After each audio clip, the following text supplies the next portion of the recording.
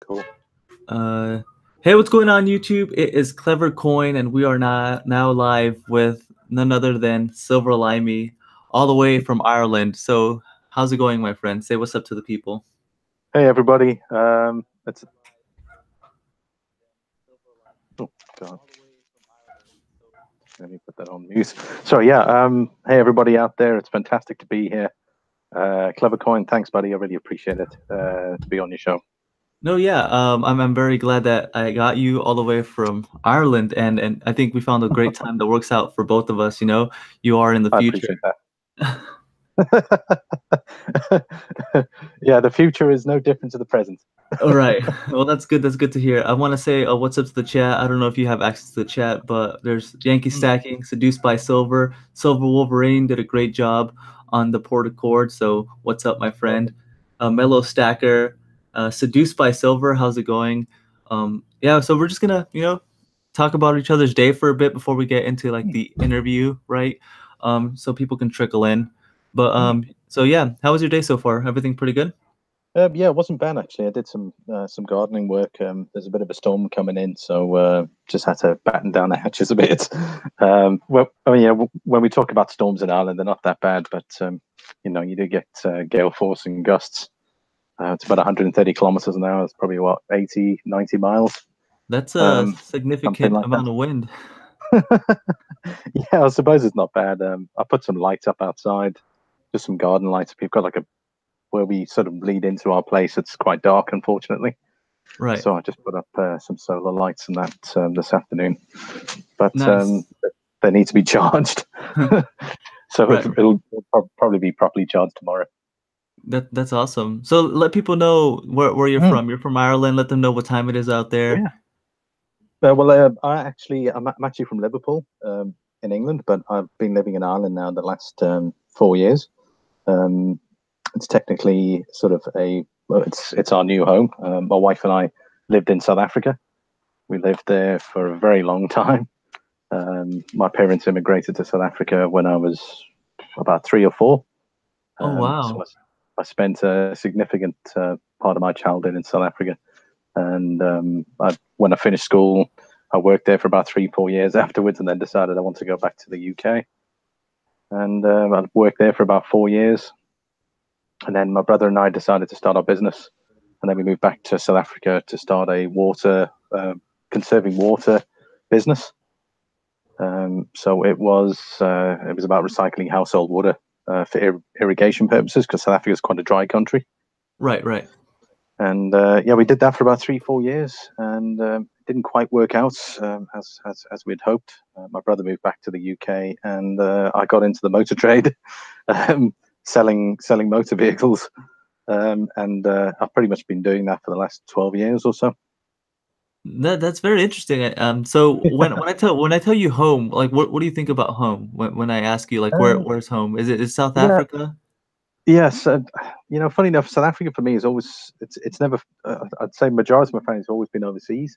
The way I perceive South Africa is it was a place where I lived, not necessarily home. The Right. home I think more of Ireland as a home than South Africa or even England, I suppose. I suppose it's a matter of perspective. Even though my mom still lives there, Right. and I've got a younger brother that's there as well. So they're the only two parts of my two family members that live there. So it's yeah, like I'd say home's a bit mixed for me. No, that's you awesome. know? Yeah, I find that very interesting. So I want to keep saying what's up Yeah, to the look, chat. I've been lucky. I've seen a lot. I've got different perspectives on life. You see the disparity between your middle income people, your lower income earners in South Africa, to your rich people in South Africa, and there's a massive disparity of income there in South Africa. And I'd probably only realize they're probably going to move back now. How little people earn there, and how normal they think it is to earn that sort of money. Uh, I mean, I can't see us. I can't see my wife and I moving back there again, just because of career options. It's very limiting. No, yeah, definitely. And Mm. I think that that's how it kind of goes, right? You're in a place in time for a while. You kind of get used to everything until you get out of Mm. that is Yeah, when you start correct. realizing how things really are. Yeah, that's right. Very much so. Cool, cool. So I'm gonna say what's up to Off Grid Power, Redneck Yeah. Stacker. I think I see Silver Chimp. Miss, Silver Chimp, Redneck Stacker. yeah, Sorry, Monkey, I'm talking to you there. Monkey Spaz. What's going on, dude? That guy's a legend too. So we got a bunch of cool people in the chat right now. Cool. Stacking and prepping's in the house too. Another mod. So yeah, let's just get this started. We'll see where the conversations lead. But I just like Mm. talking since this is kind of like a gold and silver channel, quote unquote. Mm. Let's just start there. Like, how long have you been stacking the precious metals? Well, I got into stacking pretty much from about the last six months. And I was buying and selling replica coins on pretty much eBay Uh-huh. for about 6 to 8 months prior. So hence where a lot of my replica coins come from. There seemed to be a fair amount of business for people looking for older coins that were, obviously, the original cost of some of these coins were like 50,000, 100,000. Right. But when someone's building their collection, they want that space filler. They don't like to see those gaps in their collections. And basically, I started selling those sort of rarer coins, but they were obviously replicas, and they were sold as replicas. I never sold any of them as original coins. But I pretty much decided by probably about May, June that I wanted to go legit in regards to going pure, whether it was going to be silver or gold. And I decided that at that particular point, I was going to do it. Just by watching the videos on there as well, I didn't realize how massive community of people are there out there. Um, of people, other people stacking and watching their shows. And I thought I wanted to get out. I mean, once I'd seen them, I decided I wanted to get involved. Right, right. So yeah, I think that that's super cool. The replicas, I appreciate the fact that you sold them as such, and Mm. I know there's a market for that too. Like in watches, a lot of people can't afford Rolex. Patek Yeah, correct. Philippe's, they buy a knockoff Rolex, knowing that they're buying a knockoff Rolex, and they're happy to have Mm. that in their collection. Um, Mm. but yeah, so I think that's super cool. And do you have experience in did you sell that on eBay or where were you selling? Yeah, I pretty much sold them on eBay. I mean, the margins, the prices were very. I mean, there was a lot of people competing in that market, so the margins were very low in Right. comparison to it. But I mean, you were selling more, so yeah. I mean, you might be selling one coin or two coins and only making €1 on it, or maybe €2. I tried my best to try and make at least €4 to €5 a coin if I could, depending on how much I bought them for. Right. But sometimes it doesn't necessarily work out that way. Yeah, that's Um, that's where I mean, like you it's need the it's volume, right? Like you need to buy 10,000 correct. coins to Well, make the margin you worth it. correct. I wouldn't go. I mean, you'd probably have to buy like five. I normally tend to buy like 5 or 6 at a time, but it's such a sporadic market that you might get coins wrong, so you end up buying 5 or 6, and then you only sell one, and then you end up Right. with 4 or 5 left, and then you move on to the next thing. So it's very sporadic in regards to like you've got to do a lot of research and find out what's like trending, and buy them up and try and get them on there before somebody else does. So you end up with a lot of stock. Right. So you need that timing to know what's going on. Yeah. So what's your strategy for stacking? Like is it mostly silver now? Do you have some gold or where do you like see your collection stack growing? But initially, I mean, I had some savings that's just been sitting in the bank, pretty much prior to myself starting, and obviously watching all the guys stacking stuff. And I watched there was a guy, one of my first videos. He was the was it overtax taxpayer, I think it was, Oh yeah. and he had his table lit out, and obviously with all the silver on there, and he had a banknote, and he was talking the differences between the banknotes and and the silver, and that just pretty much got me. Was him saying how worthless that $1 banknote was versus the silver that you're holding in your hand, and yet it had the same face value but was worth 14 of the paper money in comparison to it. And I was like, wow, I was really taken aback by that, and then decided to start stacking. I don't have a particular goal initially, but then I decided I'd like to try and get to 100 ounces by the end of the year. Right.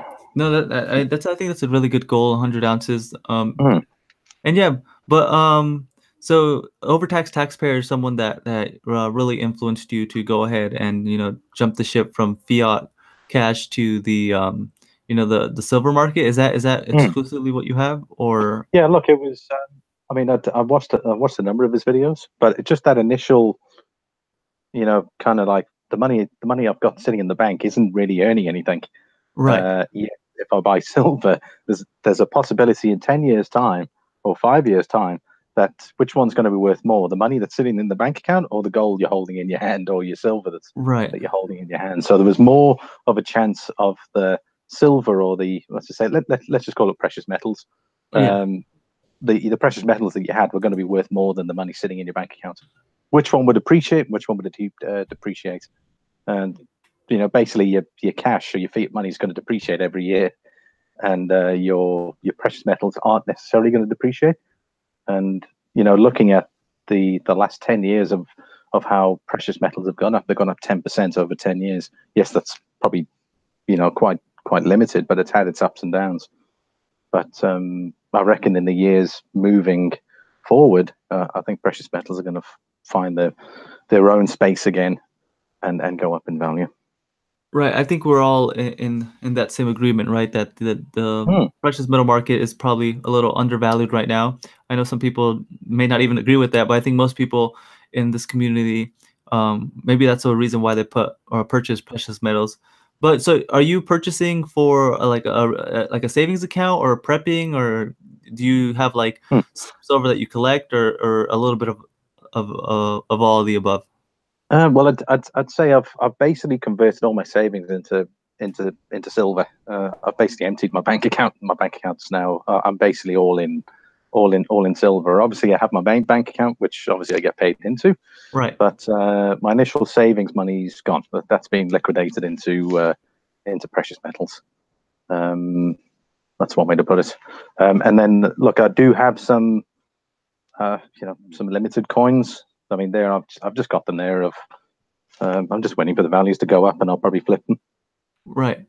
And since you do And look, have I mean, that, obviously, sorry, for me, I mean, I don't. This is money that I don't that I don't need. So if I buy that silver or the collector's coins, yeah, it can easily sit there for a couple of years, and then I can offload it. right, and then you have that experience of selling on eBay, right? So I Mm. assume you have that. Do you know that Um, knowledge? you see, yeah, I mean, I think I've been on eBay for like 3 years now or something. But it's you always hear about people that have sold gold and silver on eBay, and something's gone wrong. Right. So for me, I wouldn't know what to do and that's probably a good thing that I don't need to offload the stuff if I have to, because in Ireland you're pretty limited. It's not like yourselves in America where you can just go down to your local guy and just offload. They don't really have any bullion dealers here that you can really go to. You can probably go to like a pawn shop or something like that, or gold and silver buyers, and they'll just buy it at spot. But I suppose the only way really is to sell on eBay. But I'd probably be wary about that if I had to. Right, right. So that was leading up to my next question. But before Yeah. we do that, I'm letting you guys know in the chat we're talking to Mm, SilverLimey 79. Thank you so much, mm. Talking Bullion, a Redneck Stacker, Turning Wheels, Stephen Heath. Silver Wolverine. Yeah, Silver Wolverine. Silver Wolverines in the house. Thank you guys so Mm. much. We're talking to Silver Limey here. So do you have a plan for like an exit strategy for precious metals, or you're kind of rolling with the punches right now?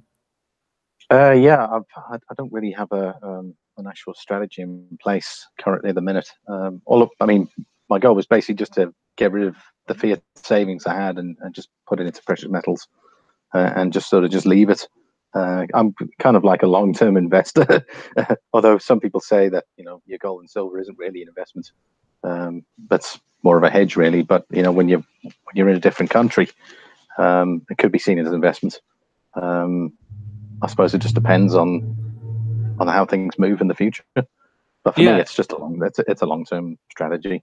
So I won't be selling it anytime soon. That's pretty interesting. So, do you have any piece, like you said, you have some collector stuff, and is there like when you purchase some silver, is it mostly like generic stuff or things you want to flip, or is it just a mixture of all? I'd say, I mean, I was just actually had all my silver out this afternoon to try and sort it through because the box I've got it in just isn't big enough for it. It's sort of collapsing. What I mean, box, it's obviously it was in a metal container. But yeah, look, some of it is look. I mean, I suppose it depends on how much you buy the stuff for. If you're clever enough, try and buy low. Even if it's a collector's piece, try and get it in early. I mean, that's why those Germania pieces. I managed to get. I was watching them for like months, and I was like, I want this just as it comes out. And the moment it was released, I bought three of them, and I bought them. I think for, I mean, I suppose it's still €9 above spot, but I mean they're going now for 50 to €70, and I only paid €21 for them. So I suppose if you and they're not really pieces I'm going to keep, so I'll just get rid of them next year, flip them, and buy some more silver with them. Right. Something like that. Might buy some gold. Yeah, Something no, like that. that's pretty cool. Those Germania coins are really hot. You know, I find that interesting because so you bought them right when they were released? Yeah, I pretty much emailed the regular bullion dealer I use is in Germany, and I was like, when are you getting this coin out? Please let me know.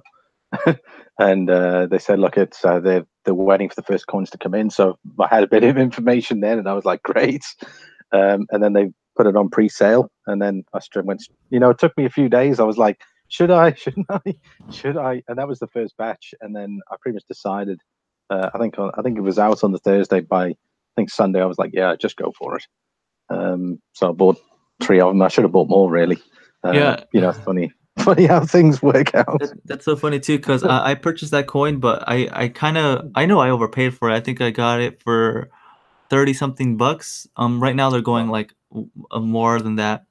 Below 30, I really don't remember. But I wasn't planning on buying the coin, but there was a friend who lives really close by that wanted one, so we just got together and we purchased three to get that free shipping.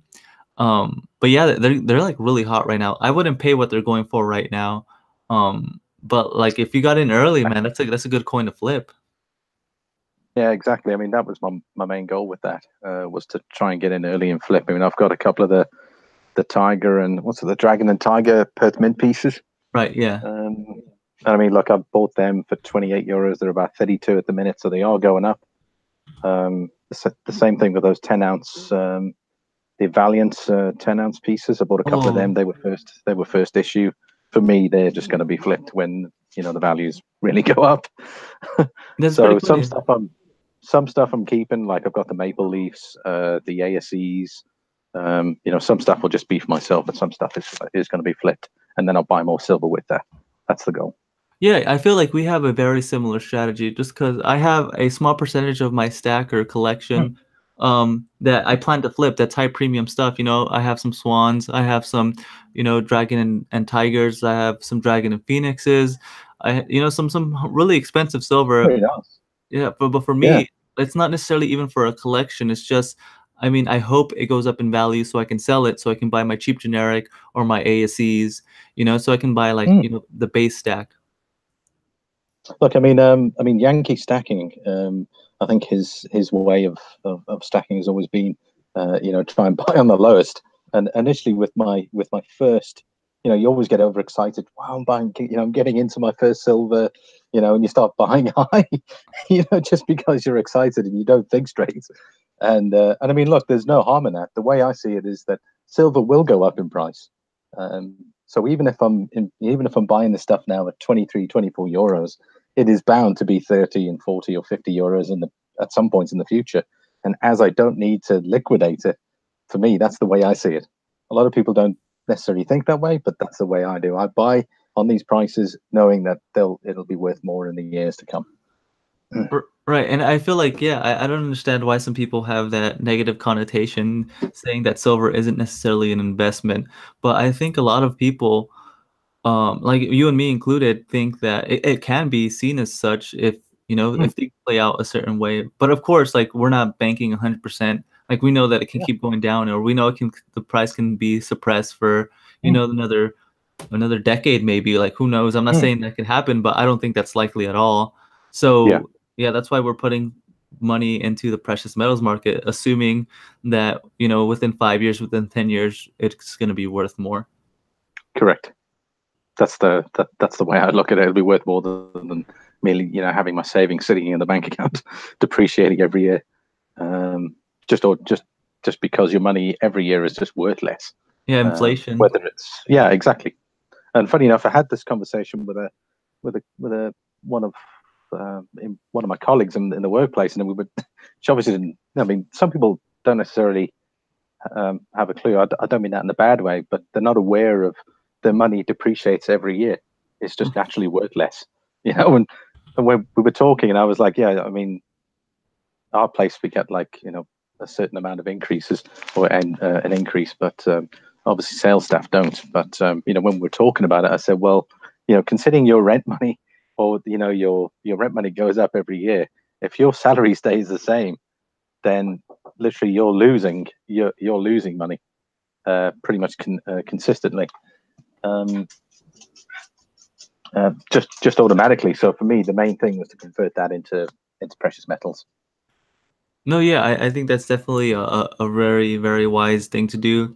Especially me. I remember when I was probably like 10 years old, like a bag of chips was like, I'm talking about like chips, like Lay's chips. They were like, I remember they were like 60 cents. No, they weren't that low. They were probably they were under $1. And now, sorry, just give me 1 sec. Someone's at the door here. Sorry about that. Yeah, don't worry. I'll just be talking to the chat. Let me know when you're back. Yeah.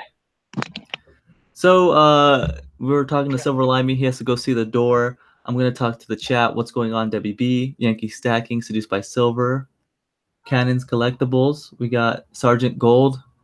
Coin and Ring Guy. Turning Wheels. What's going on, dude? Turning Wheels. Ruben, my man. Sorry about that. No problem. Talking Bullion. What's up? What's up? Coin Hunter 88. What's going on?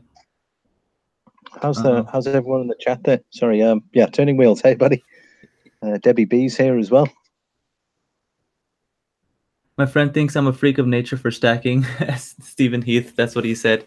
I kind of get that quite a bit. How do you feel? Do you feel people that know that you're into this think that you're a little weird or a little off?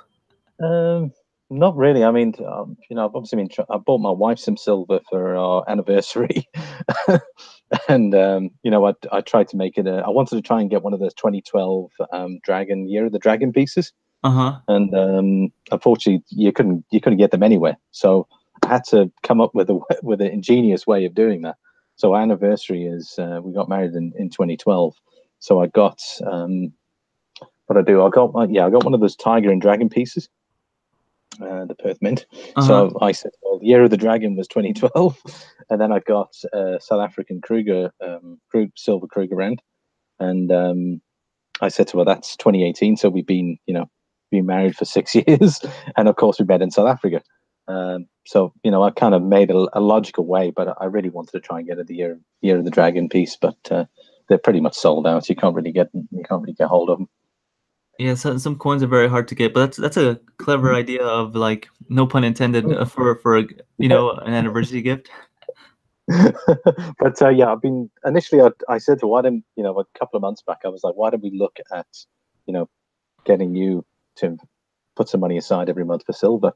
And initially she thought it was a good idea, but she hasn't really been excited about it. So I sort of just left it for now.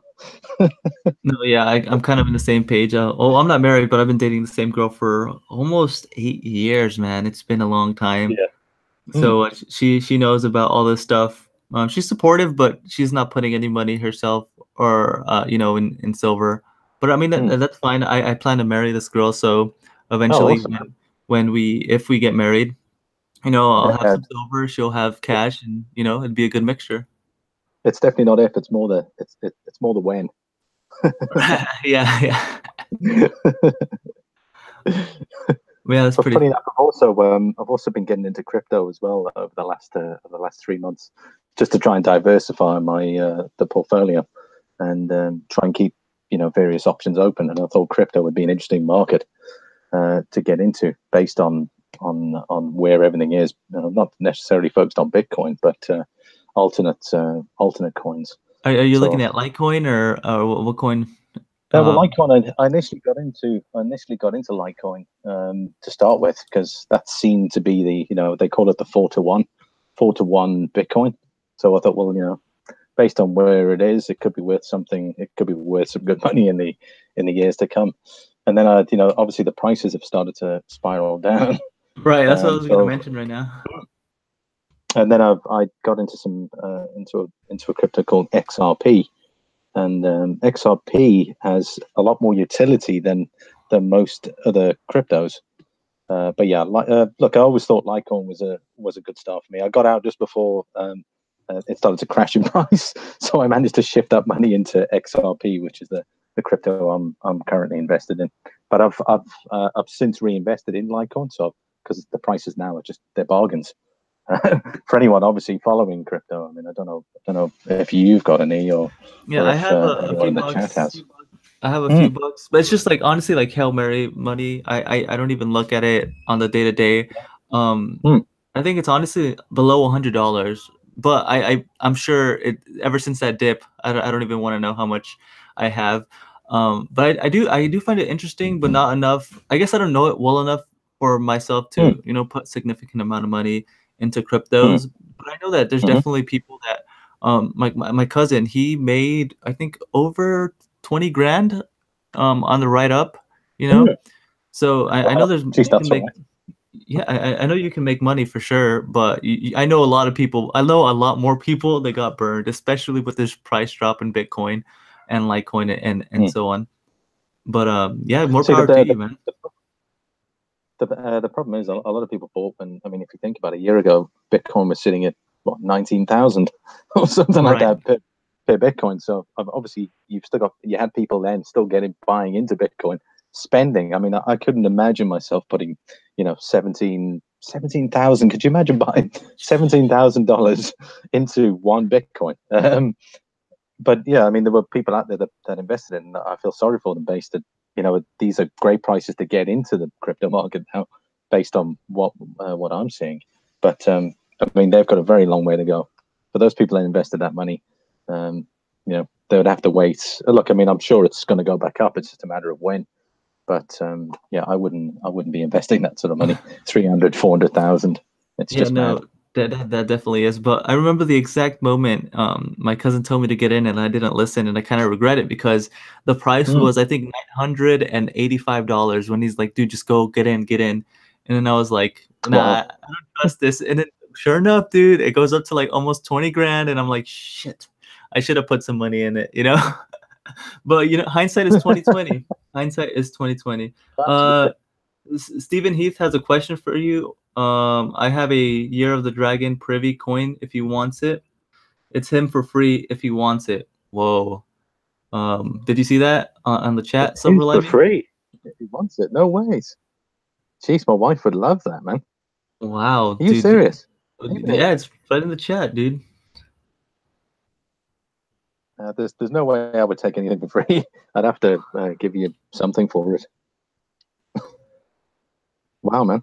Yeah, that's this community is crazy, man. Like these people are great people. Like that blows my mind. Wow, man. Yeah, Stephen Heath, man. I'm yeah, absolutely. Let me know. I'll do a trade, something like that. I mean, sort something out, definitely. Yeah, Thanks, wow, that's super awesome. What a great guy. Yeah, and also SilverLimey, like you are known to be one of the, like the nice guys of YouTube, or the good guy, whatever, like however you want to put it. It's like you and Yankee are on the race for the nicest people on YouTube in our community. Well, who's been saying that?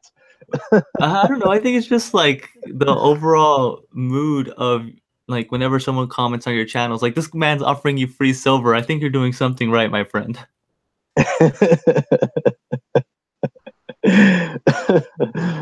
Yeah. Wow. I mean, look. I mean, the contents. I mean, the content I put on. I'm very proactive. Anyone who comments, I'm always commenting back. But yeah, man. I mean, thank you very much. Wow, that's great feedback. But yeah, Yankee's got a great channel himself.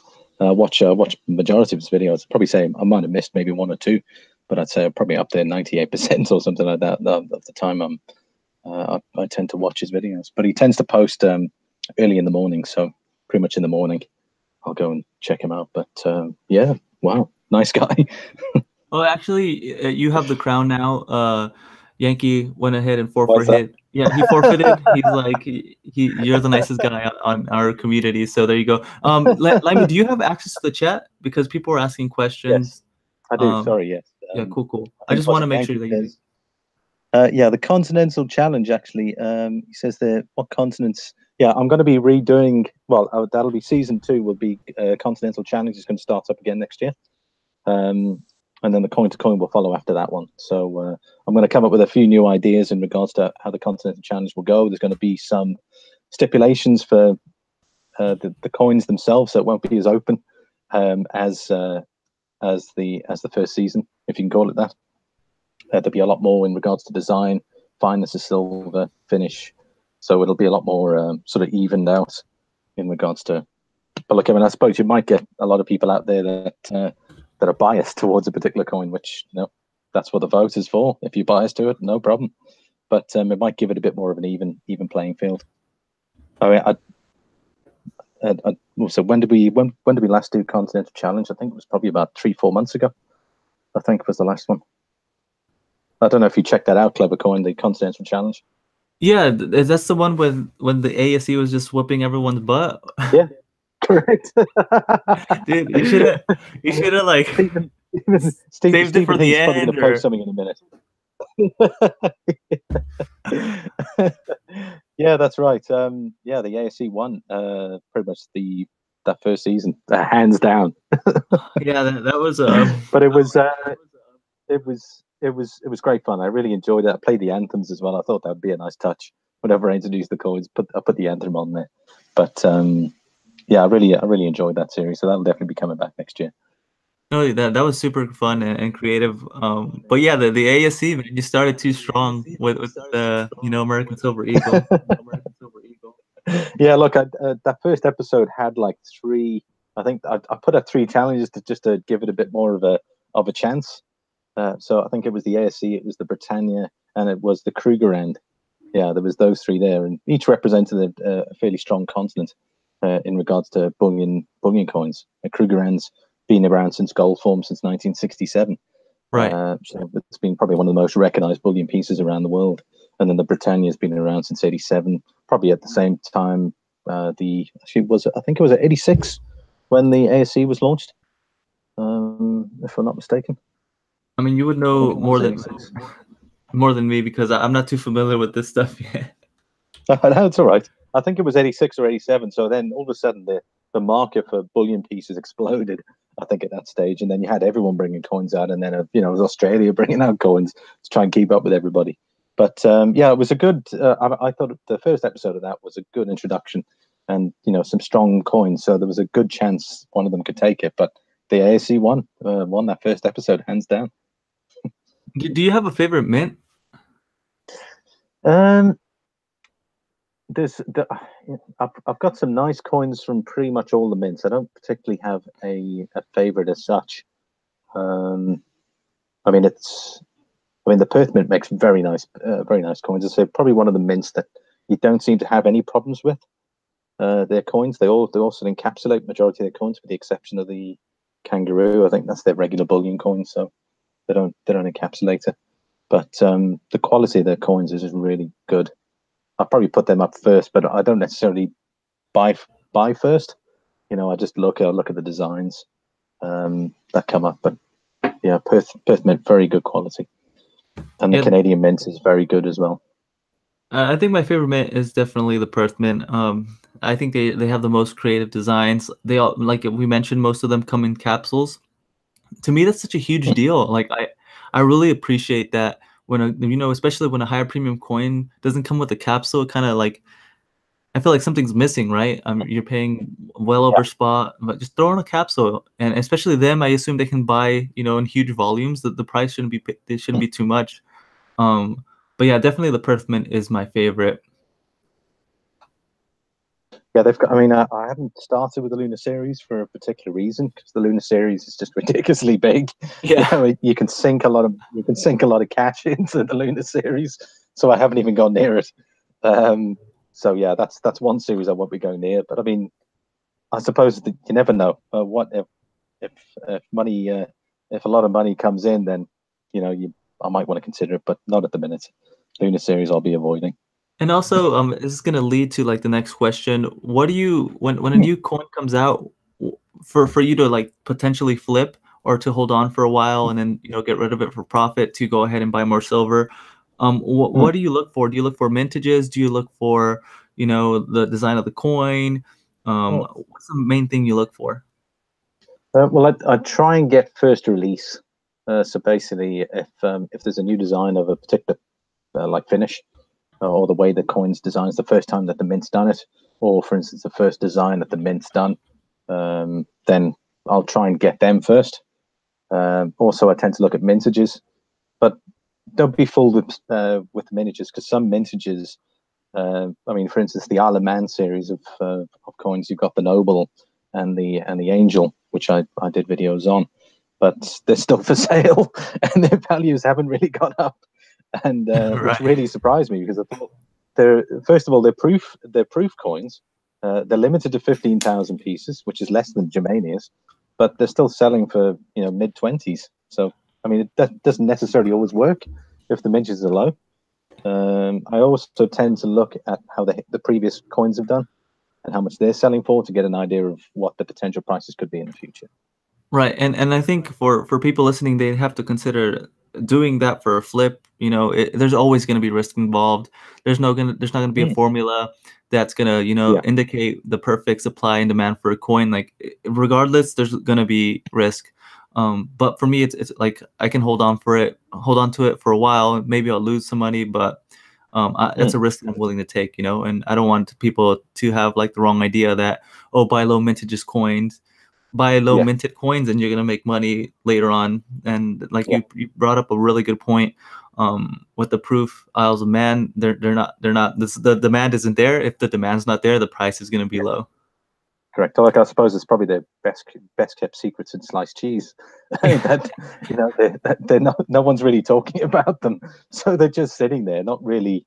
Yeah, I guess they probably do have some buyers. I mean, I'm sure there's some guys in the chat here. I think maybe even Stephen Heath might have, but I mean, I suppose depends if it's not really. It's more of a UK market of for the Isle of Man coins. You wouldn't necessarily find that people would know about the Isle of Man coins in America, or maybe there's a small market in Australia.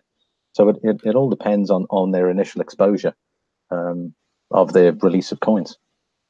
Right. I don't own any proofs. That's a market that I haven't got into quite yet. Just because usually the premiums are much higher. Yeah. Um, Correct. And I just the more research I do, the BU is where it has the most buyers. So that's kind of where I kind of want to be. But there's the Perth Mint is doing another Dragon and Phoenix. I think it's like a proof antiqued one, and that one's like very expensive. But I know people that are going to. I saw that one as well. Yeah, it's super beautiful. Wasn't it like $100 or something? Yeah. But it's a genuine work of art. I'm not gonna do anything with it, but I know there's people on YouTube that are going to maybe buy a few of them and try to flip them. Well, funny enough, on that note, there was an awesome series of biblical coins that they I don't know whether it was Perth Mint, but there was these Goliath coins that were, was something sort of biblical related, where they did like a two-tone finish where they brought a bit of color into the actual coin.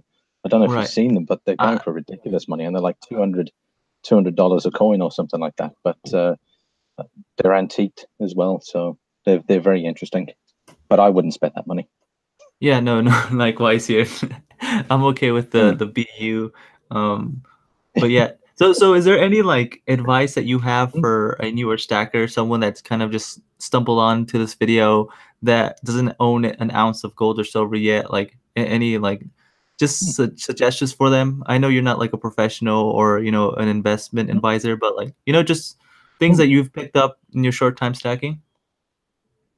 Well, look, I mean, one thing I learned, don't be too emotional in regards to your buys, because that's when it can cost you a fortune. I mean, like I was talking about earlier there, my first box arrived, and my first batch of silver, but I paid over the odds for it. And then after watching, as I said, after watching Yankees channel, I was like, yeah, maybe I should look at trying to buy as close to spot as possible. But then I still had in the back of my mind that the price of silver would go up in the years. My suggestion would be, buy what you can afford to lose or to spend on silver. Don't buy silver if you need to cash it in the next week or the next month or within the next first 6 months. Always use money that you've got spare to buy your silver. You don't want to be constantly getting rid of it to pay bills or something like that. That would be my suggestion. And be sensible with your money. Right, those are two very important things, right? To not overextend yourself by credit or other means. Correct. Yeah, that's very great. And for me, it was kind of funny because I had the opposite experience starting off. I purchased like all the at spot deals that I can. Luckily, I'm in the U.S. and they have a bunch of different bullion dealers that give you 10 Yeah. ounces for spot. So I took advantage. I probably picked up over 60 to 70 ounces at spot, man. Wow. And then Jeez, that's good. I was like, I'll never pay anything more than a dollar or two over spot. And then I started to do more Yeah. research. And then I'm an entrepreneur at heart, so whenever I can find a way to make money, I'll try it. And that's when I started picking up the swans and the higher stuff. And I was like, holy, like I'm paying $60. I think the most I paid for 1 ounce of silver is like $60. And I'm like, well, Wow. I came a long way.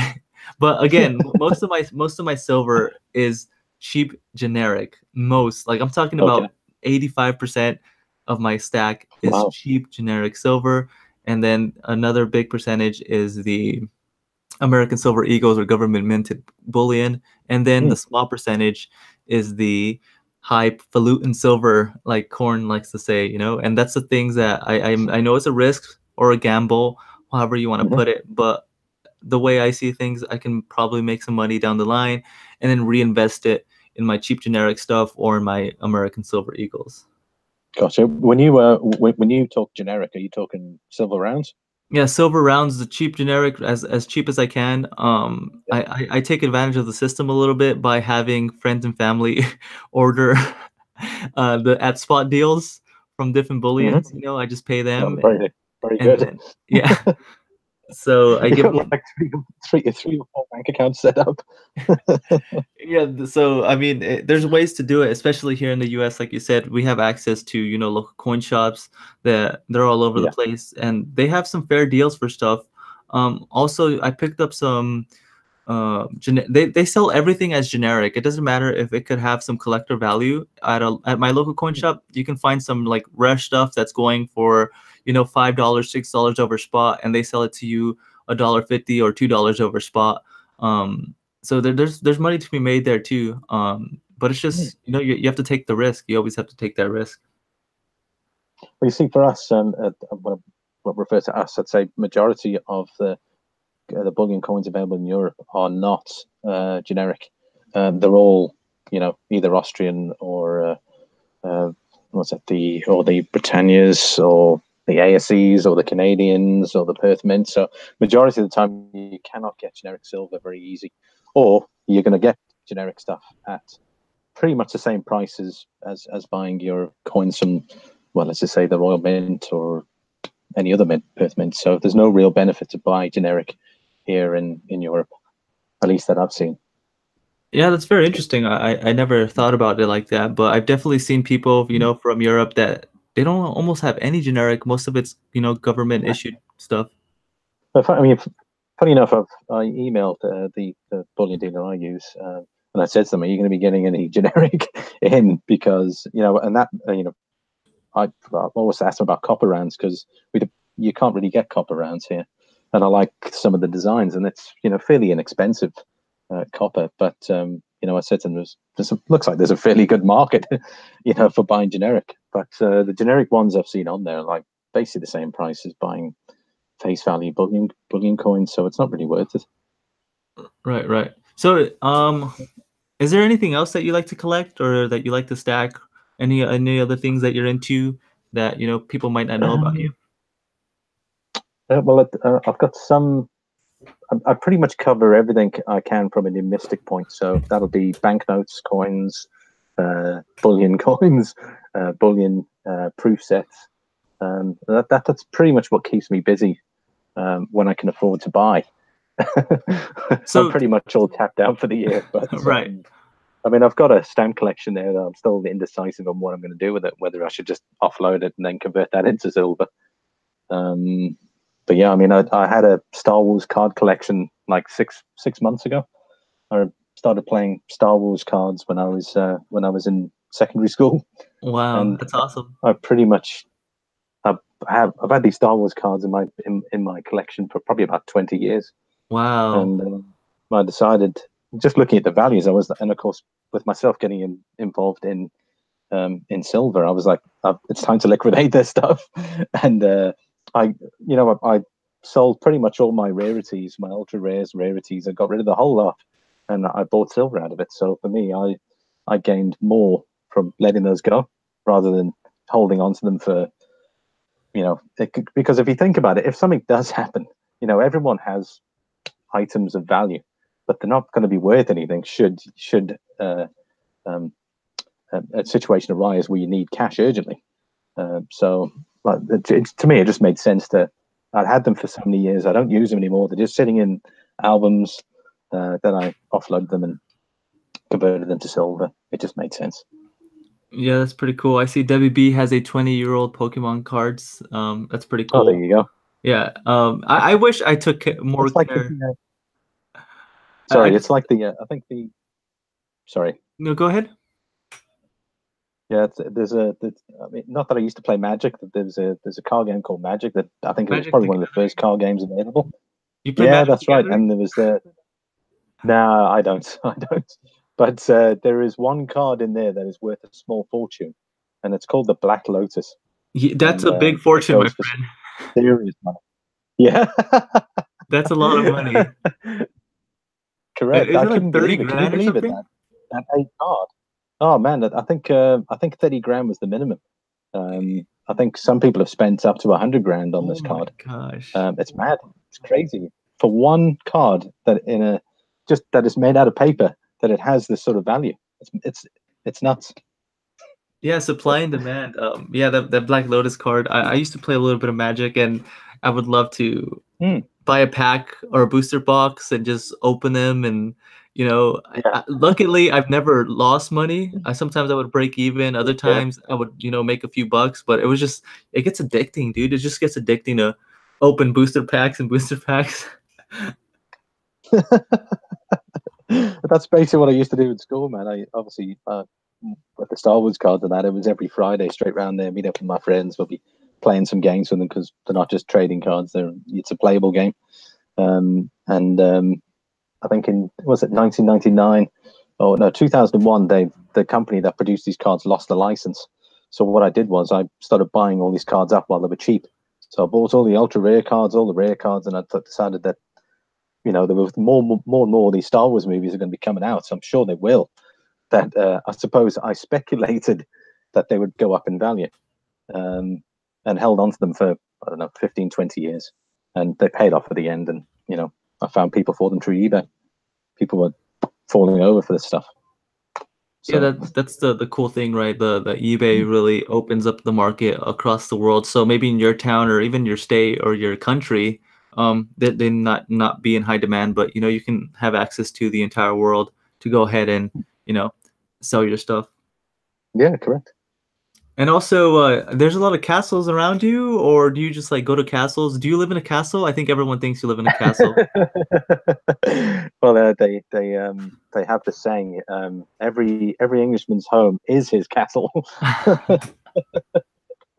But no, look, I mean, that's another thing I do in regards to my content is that I do, these on location videos, and there's so much history around Ireland. It keeps me interested, and hopefully, it keeps the viewers interested as well. A lot of people, it's like armchair travel, I suppose. You're sitting at home and you want to go and have a look, and let's see where SilverLimey is this weekend. What do you know? I've done a video. Seen some sites. It's stuff that I'd love for the people to experience. Like, for instance, if someone was at the Grand Canyon, geez, I'd love to see the Grand Canyon. If anyone's there in the chat or planning on going there, do a video, please. I'll definitely watch it. It's just stuff I'm interested in. So do you like to travel a lot too? Is that something you like to do? We don't fly a lot. My wife and I, we sort of just travel around Ireland. I'm currently going to be kitting out. I bought a Range Rover last year. That's what's up. I'm going to be putting a roof rack on, roof tent. I'm going to be kitting out with full camping gear. And my wife and I are hopefully going to be going to Spain and Morocco with it. We're going to travel, take the ferry over, and we're just going to be driving for 3 weeks, maybe through France, through Spain, and take the ferry over to Morocco and just go and experience that side of life.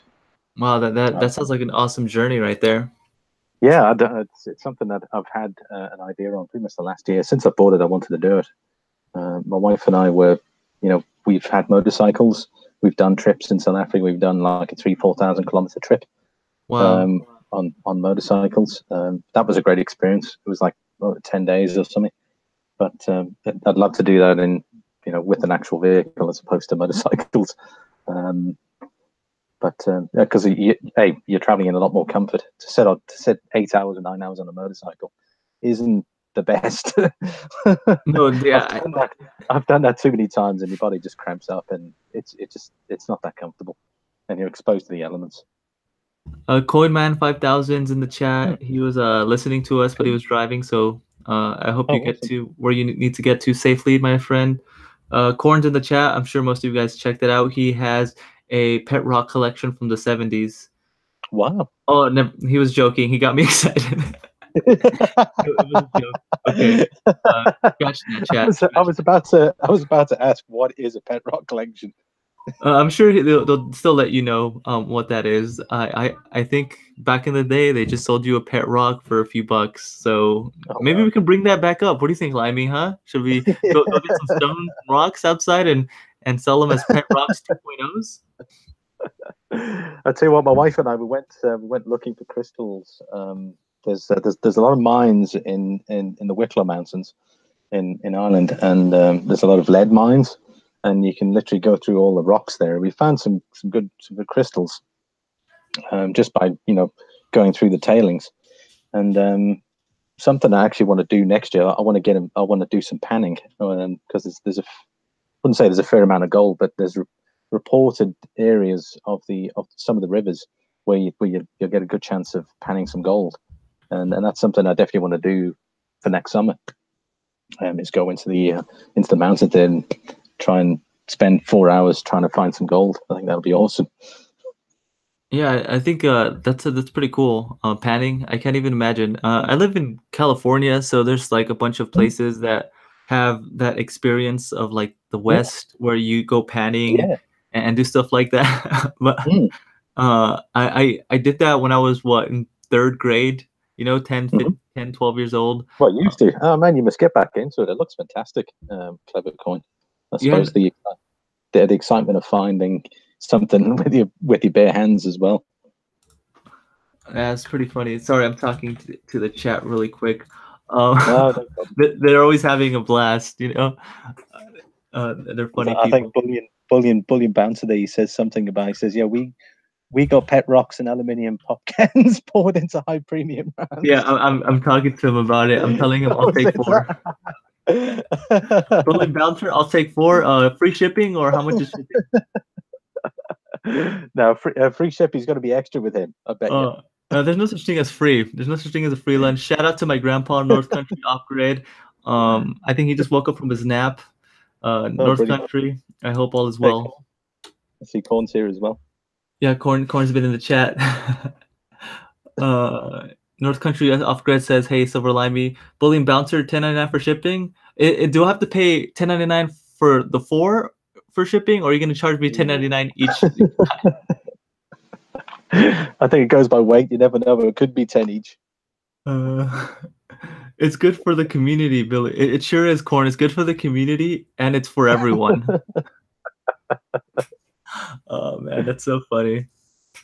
Cool. So we're hitting that 55-minute mark. Here's where I kind of like to, let go of all the structure. You can ask me questions, ask the chat questions. Yeah. Just feel free, and we're winding it down here. Oh, it's 10.99 in for regards to subscription. some of, sorry, Clevercoin. In regards to some of your, Perth Mint stuff, I think so on some of your videos that I watched, you'd buy like 10 capsules. I think you bought 10 swans or something, wasn't it? Yeah, yeah. Not mistaken. Have you still got them, or have you offloaded them? Yeah, no, I still have them. I don't plan to sell anything anytime soon. But I just don't want to like get this laid out. Like this, that's a small percentage of my stack. I have, you have to have cash on hand, so before you start buying super high premium stuff, make sure you know what you're doing. It's a gamble, and I understand that. But for me, 10, I think I paid a little under $400, so I can just hold on to that for a while. I also did the flip with the Palladium Eagle, with model. Oh, brilliant! Yeah, Oh man, that must have been a fantastic coin. yeah, Oh. that was a that's $1,400. That's a little tougher for me to go ahead and hang on to for maybe a year. Yeah. So I just decided to take the $600 from Modern Coin Mart, Modern Coin Mart, and easiest $600 I made. Did you say 600? You made $600 on the flip? Yeah, they were paying that, and I could have made more if I would have sold on eBay, but again, I was kind of scared. Or if I would have maybe tried to go get an MS69 or a 70, then I maybe close to almost double your money. Right now they're like a MS70. They're going for a lot of money. Wow. And then, I mean, did you then, with that 600, then you bought more stuff, did you? Yeah, just more of the cheap generic stuff. So again, that's why I buy the premium stuff, to go ahead and hopefully make some money, and to buy some of the Bullion Bouncer, bro. Please come on one of these days. I would love to have him on. That guy sounds like a good time. But yeah, so my goal of the high premium stuff is to sell and buy cheap generic stuff. But for my goals for next year, I don't think I'm going to be purchasing as much silver as I did this year. I'm not. I don't think I've been. I think I started stacking like 5 months ago, and I have quite a bit of silver. I think I'm kind of good for the silver for a while. Start buying some gold. That's I'm gonna focus more on gold coming up next year. Yeah, I suppose when you're buying silver, it's more readily achievable to go and spend that. You buy your 2, 3, 4 ounces, but when you're looking at buying your gold, I suppose you got to save up more, because all of a sudden you're buying a fraction of an ounce, for instance, a quarter ounce or a half ounce. You're going to be investing, between 300 to 500 dollars, or euros for that matter. Yeah, no, I think that's definitely a good thing. The gold, like Corn, I talked to Corn, and he's like, yeah, it's just that mindset. It's just that mindset that people have about how it's like gold and silver. Like if I spend $600 on silver, I have a lot of silver, and if I spent $600 on gold, it's just like a tiny, half an ounce of gold. So it definitely. I think a lot of people just get stuck in that frame of mind, right? Like, why would I want half an ounce of gold when I can have, who knows how many hundreds of ounces of silver? Correct. And then again, people bring up the gold to silver ratio, but we never know what's going to happen. And like, there's Corn again bringing the wisdom to the people. Patience is a virtue. So, yeah, I think that's definitely what I'm going to focus on for this coming up year. Do you reckon will you use your own ratio in regards to how much gold you want, or are you just going to buy, whatever, amounts of gold? So I listen to some people that have done this a long time. Like there's people like Corn, Corn's pretty much strictly gold. And then there's people that say, if you have like an example, if you have $500 a month to invest in precious metals, and I know a lot of people don't like this, but this is like from people that know what they're talking about. they say to buy $500 worth of silver one month, $500 worth of gold the next month, and then you just alternate back and Oh, forth. right. Yeah, Yeah. and I know some people don't like that, but that way you're dead even, right, on the half. But even like that, those people, some of them don't recommend buying silver right now, just because they think that the price is gonna go lower. I'll send you a bunch of I can send you a bunch of videos that I watched. This guy's name's Gold Investor, and he's a technical trader, and I know not a lot of people aren't too fond of that, but he has a pretty good track record of calling certain dips and spikes. And what's the other one? Illuminati Silver. Those are two guys that I really enjoy. Silver, yeah. So I mean, I like to stay informed. I pay money. I'm on their membership site. So you know, the more I research, the more I learn. You know, the better I can be, and the information I can give would be a little bit more accurate. Gotcha. What is the silver price at the moment, anyway? Oh, where are we at? I think it took a dip. I don't have my phone. Let me see. I'm just going to take a look. I'll see if I can get it up here. Anyone in the chat know what how much silver is at the minute? It is 1464. That's what I see. There you go. Wow. Yeah, I think it was 1478. I think last. Yeah, it was like 85 when I remember. So yeah, I started. I started doing these sort of spot deals. I wouldn't say like to see a talking spot is what the show's called, where I sort of talk about the spot price, and then we look to see if we can find any spot deals. And it always seems like Silver Gold Bull has that 10-ounce silver at spot. They always seem to advertise that, but I think you can only get one of them. Yeah, there's this. Do you have any of those? Yeah, I have. Like I said, I took advantage of almost all this at spot deals. There's this website called findbullionprices.com. I want to make a video on that, but if you're not on that, you have to get on that, especially because what changed the game for me was eBay bucks. The eBay bucks really help a lot. Getting 10% cash back on your bullion purchases, like that's insane. It really changed the game for me quite a bit. So I definitely recommend that site for anyone. You can find all those at spot deals there. You can find what's eligible for eBay bucks. You can find the cheapest price for a certain coin you're looking for. It's just like an overall great site. Yeah, unfortunately, we don't get e-bucks in Europe, at least. I can't see them anywhere mentioned in regards to eBay here in Europe. I'm not sure what the issue is by not having it in Europe versus America. It could just be different laws, but you can't get e-bucks here. Right. Well, that's pretty unfortunate, but I mean, it's just different. Everyone seems to talk about it. They're getting their e-bucks off, and I know the Stacking Nerd is also very good. When she looks up her deals, some of the deals you guys get over there are just it's like $10-15 above spot for gold versus here we're looking at 40 euros minimum above spot. That's about $50. So I think you guys there you do extremely well if someone's just focusing on buying precious metals. Right. Yeah. No. Corn gets his gold sometimes a little bit below spot. So like if you, especially with the eBay bucks, right? But unfortunately, you guys can't really get that over there. But here, yeah, you can definitely get it near spot or sometimes even below spot with those eBay bucks. Which, like I said, it changes the game. Yeah, well, definitely, especially if all of a sudden you the price is above spot, now all of a sudden it's below spot. Yeah, that's what Corn says. He's made money off his gold purchases, and there you go. everyone that's in the silver, I guess depending when you got in, but most people, at $16, $15, it's 14, 40 right now, and it can be heading lower. I was on Sal. Sal did his let's say his fake live stream. I think that's the way he advertised it. And he showed a fantastic coin that's coming out next year, the Apollo landings. The Apollo moon landings, and they've got this fantastic 2019 silver and gold round with it's got the footprints of, I think, was it Buzz Aldrin on like stamped on the coin. It looks absolutely fantastic. I definitely want one of those. I'll probably chat to a couple of guys and see if they can get me one. But if you haven't seen it, you got to check it out. Yeah, I haven't checked it out. I haven't checked it. Yeah. Let's see what the chat has to say. I think Stephen Heath is gone. Well, peace out. I don't know if he's here or not. But there's something going on in the chat. Sorry, Lemmy. I just want to see what's happening. Yeah, sure. Go ahead. Something about a robot.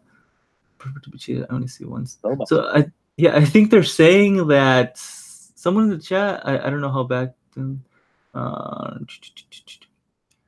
I think they're saying Nightbot is a cheater or something like that. I'm so confused. Right, yeah, I saw Bullion Bouncer's video. Actually, you made a video. It's an interesting sort of program, Nightbot, but literally you can go in there and you can actually, change the odds for certain people. That if you wanted to run your goals through Nightbot, you could give other people better odds to win. Interestingly enough, I don't know if you've got Nightbot or if you've considered it.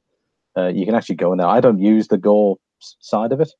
I just downloaded it because it's like sort of a mod that's got like a fake mod that roams around the chat. But literally, you can go in there and you can target certain individuals and you can give them better odds to win. It's quite shocking how they would actually introduce something like that, where you could actually fix the goal. Wow. So I think that's what they were talking about then, Bullying Bouncer. And what's going on? Stacking and prepping. S&P is behaving today. Yeah. I don't use Nightbot for giveaways. I only use it for the chat links in the comments. Shouldn't be used at all. Bullying Bouncer isn't happy with that, Yankee. Yeah, I messed up so many giveaways. Honestly, I think at a point, every giveaway I did for probably like a week or two was always messed up. I mean, that's how the Port Accord happened, man. By messing up a giveaway. And then there was one time I received an email. Someone was very mad because I messed up the giveaway. And then they told me about the Nightbot, and I was like, okay, I'll look into it. And I mean, I guess it's cool because it does tell people to like and subscribe. I think that function is pretty cool, but it's just like people hate it in the community. I find it so funny. Well, the first time I ran Nightbot, I didn't take out the majority of because obviously it goes into default mode when you first go in. So the moment anyone starts using caps or emojis, it starts to warn them to stop doing that. Oh wow! And I think the first time I used it, there were loads of people that got timed out.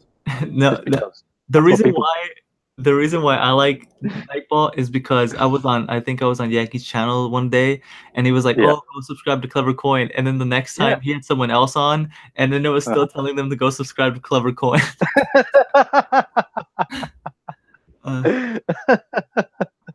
You better speak to your mod there, Yankee. That was so funny. I was like, get Nightbot to change that. I was like, shout out to Nightbot, like shouting me out in Yankee's channel when he had someone else on. Oh, that's brilliant. But yeah, I literally don't really use Nightbot anymore. I've just toned everything down, removed those default settings, so Nightbot doesn't seem to pop up at all anymore. But I suppose when I tried it out, I was like, yeah, everyone's talking about it, let's give it a go. But it just seemed to make a mess of things, so I just got rid of it. But I like the way Yankee does it. You bring up quite a good point.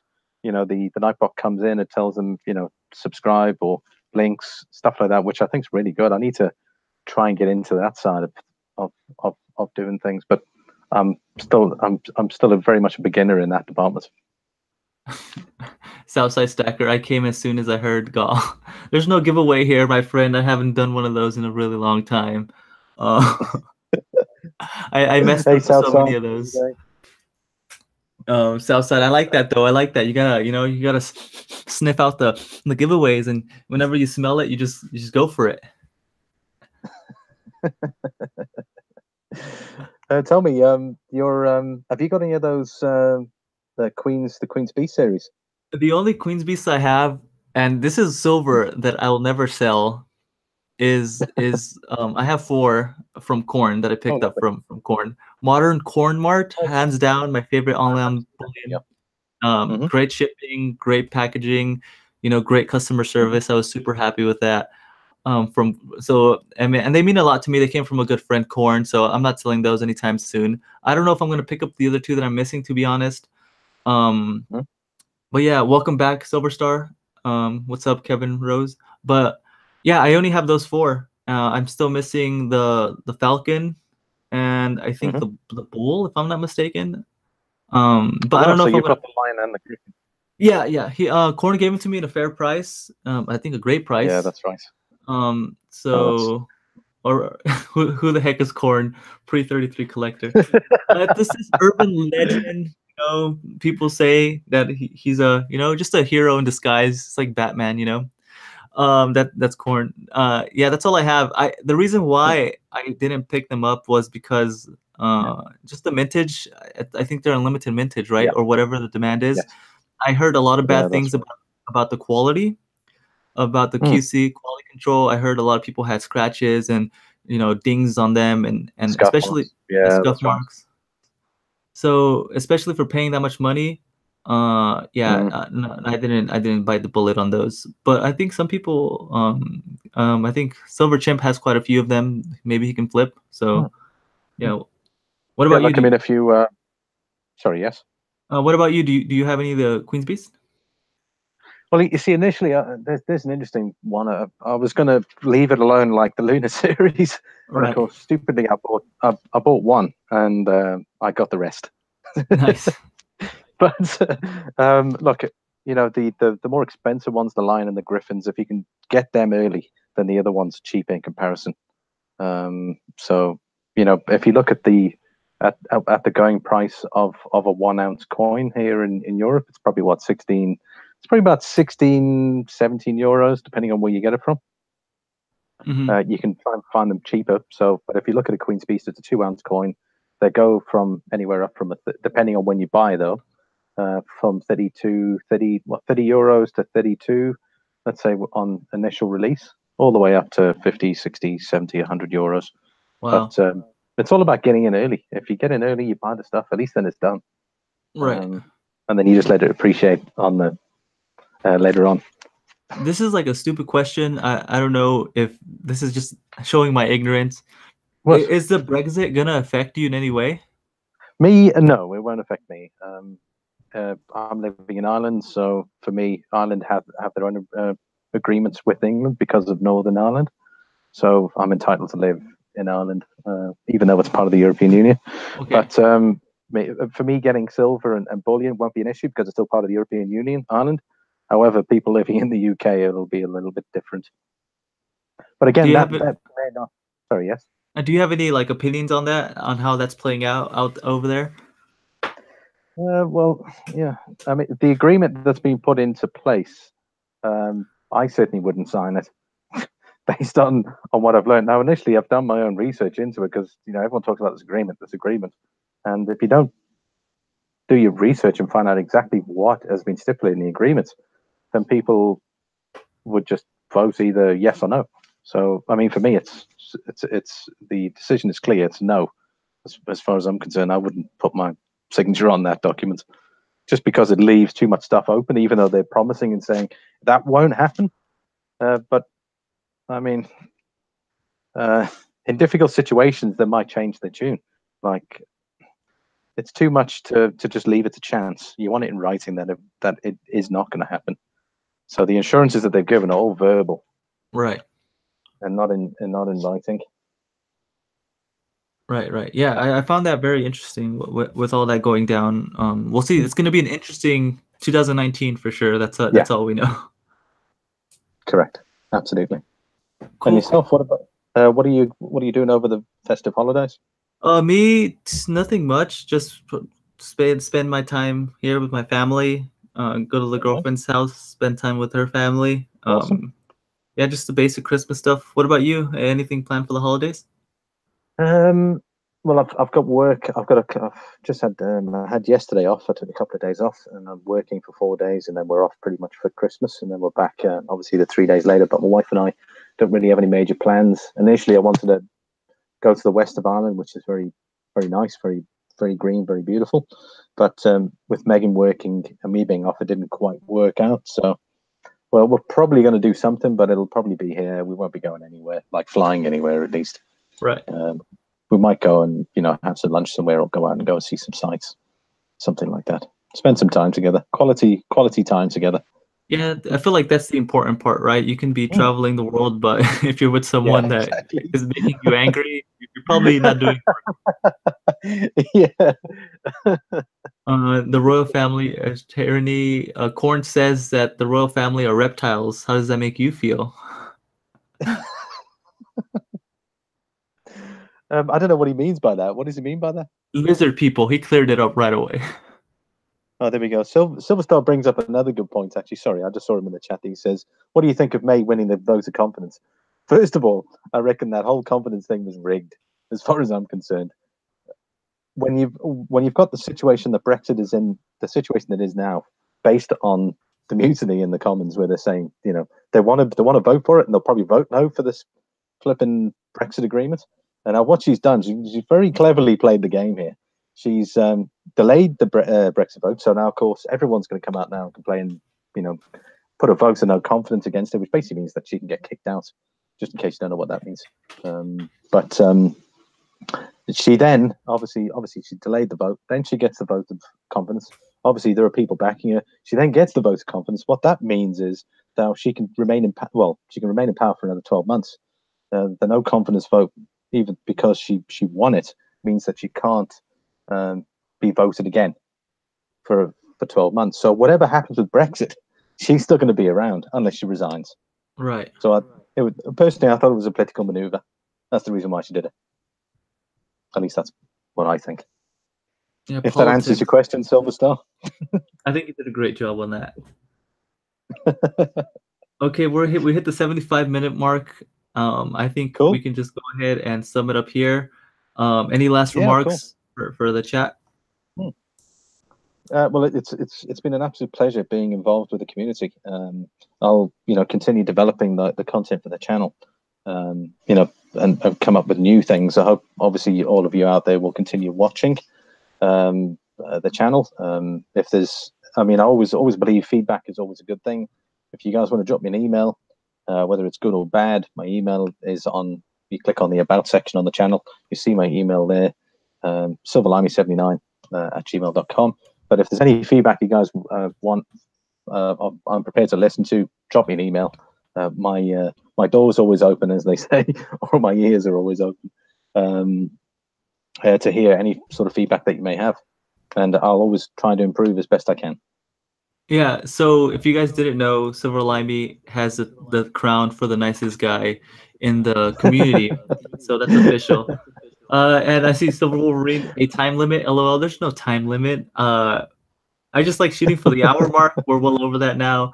Unfortunately, I have things to go do. If that wasn't the case, I'm sure we could have been talking for another 45 minutes or so. Just a quick one there, Clevercoin. You quite like the Libertads, right? Yes. I've only got the fractional Libertads because initially I didn't pull the trigger on the 1 ounce. Have you got any of the bigger ones, the 5 ounces? I have not. I only have. There's a 2 ounce and a 5 ounce, and I think there's even a kilo. I only have the biggest one I have is the 1 ounce, and the smallest one I have is a 1/20th of an ounce gold coin. And what I want to do maybe next year, I don't know, but eventually is get the 1/20th, the 1/10th, and the quarter, the half, and the ounce of gold. I think that would be an awesome collection, and that's something that it's a collection. It's not for like a stack or investment. It's just for something that I would love to complete, to have, to pass on to my children or grandchildren, a collection of all those gold Libertads. Have you got any of the circulated Mexican coinage? So remember, I contacted you a long time ago about sending you coins, yes, right? Yeah, I sent the package and you never received it. Nah, it never. It's nothing's come through. It's one of two, because Coin Collector sent me something as well, and that's never arrived. And yourself, and there was another one as well. It was Black Steel, Silver Numismat. He sent me something, and just hasn't arrived. I'm gonna go ahead and maybe I messed something up. I'm gonna try to resend it, but I have a lot of pesos. I send you quite a bit of them too. But nothing that was actually worth. It was just like currency, so it's like 10 cents or it's like, so I have a few because I go to Mexico. Well, I haven't been in quite a while because of what's going down in the borders. Okay. Yeah. Do you normally drive through? Yeah, it's a drive. It's like a 2-hour drive for me. To Tijuana. Yeah, so it's like I'm very close. But like with what's going down there with the people from Honduras, and like they're trying to get inside of the border. Sometimes they close the border for 3 to 4 hours. So I mean, I don't want to make my way down there anytime soon. Yeah, end up getting stuck in gridlock. Yeah. I suppose. Yeah. So yeah, but I have some. Definitely not worth it. I think I have some currency and like bills I can send you, and Oh man, some coins. Some coins. I have a few coins still, and I'll send you some. That's probably something I'm also probably going to develop on the channel is banknotes, because they're easy to send, and I mean I started off with a few there, but that's something that is going to develop, and I've got a few more banknotes. Banknotes are interesting from a new mystic point, where our transition of backed paper money to non-backed paper money. And funny enough, there's an antique dealer that's around the corner. He's got one of the he's got a 1910 100 mark banknotes, which was backed by gold. So you could convert that 100 back then. You could convert that back into gold. And I think I looked it up, and it was worth something ridiculous. It was like 4.1 kilos or something of gold. Wow. But that's some. It was one of the largest banknotes they had, and he didn't have it for much money. So I'm half tempted to go back down there and go and buy it off him, and then just show it on the channel. I picked up a lot of silver certificates, like a lot. Nice. Just because I think those are cool gifts, just to give to people, because it says payable in silver, right? Like so I think it really shows that silver, and I don't even know if they have that for gold here, but I think that's super awesome. I would definitely go pick that up if I was you. Yeah, well, there's a lot of history there as well. The note itself isn't worth a lot. It's worth pretty much what they're selling it for. So I mean, you think, wow, geez, 4.1 kilos of gold, it must be worth something. But the paper money itself it's not actually worth, maybe because they printed, well, it was backed by gold at that point, so that's why it sort of got me a bit confused. The banknote itself is only worth like 20 euros. Why is it only worth 20 euros when it was backed by gold back then in 1910? So maybe it wasn't that popular. I don't think it was, because they had the gold mark, and I think the 10 mark was their biggest coin that they had in Germany. And it was like I think it was like the equivalent of a sovereign, or what's that? Probably an old $10 Liberty head. Right. That sort of size coin. Oh, but, cool. Yeah, Kevin Rose says that they do have gold notes, but good luck getting one. Oh yeah. And then North Country says you did receive your package, bro. You got your Libertad, and you got that nice sugar skull. I don't know if you followed the boomerang box that North Country Off Grid did, but wow. Yeah, everyone put in some stuff. Yeah, I put in that sugar skull. I thought. Brilliant. He kept everything I sent out, so he definitely got the package. He definitely got the package. That's awesome. It's a very interesting way to get stuff around as well. North Country Off Grid. I've seen that a few times on other channels, and where you've got everyone putting in bits and pieces, and the box goes off, obviously back to yourselves, and then goes out again. It's a very interesting way of doing it. I've never seen anything like it. Very good. Kevin Rose knows his currency, or the bill, is the smallest denominator of gold is a 2K. Yeah, I've never even seen that. I'm just gonna go Google that when we're done here. The denominator of a gold note is 2K. Wow. Okay. So I mean that's super cool. See, I when I start reading the chat, like I had something else to tell you, and then I forgot. So I'm just all over the place right now because I'm just reading the chat. Funny enough, yeah. Sorry. Here, your shout out challenge. How's that going? The shout out challenge. Well, the update is it started to pick up the last week. It's finishing next week, so I'm going to be drawing obviously 2 channels. We're going to have a random picker. It won't be Nightbot. it'll be the YouTube random comment picker, and then I'll be putting all the channels on the random picker, and obviously 2 channels are going to either win the full ounce or the half ounce. But it's been very good. The whole idea about that was to really get the exposure from the smaller channels, to try and get their subs up. It was pretty much a team effort. It was like I was sitting on the couch and thought, that sounds like a good idea to start something like that. And I know that yes, it is limited because you're shouting at that person and they're shouting it out. So it's not just like a free for all. But I mean, for me, it was more about just keeping track, because if you had everybody giving you shout outs, you'd probably lose track of the the people involved, because it would just be, you'd be opening it up to pretty much everybody. Hence why I started another sort of two links. Right. But it's I think we're close to where I wanted to be. I think the target was to try and get to 20 channels. I haven't tallied them up yet, but we still got a few more to go. But we're going to finish it on Friday next week, and then I'll draw the winners. So whoever gets called out, pretty much whoever gets called out before Friday, and they don't do the next shout out, is pretty much where it's going to end.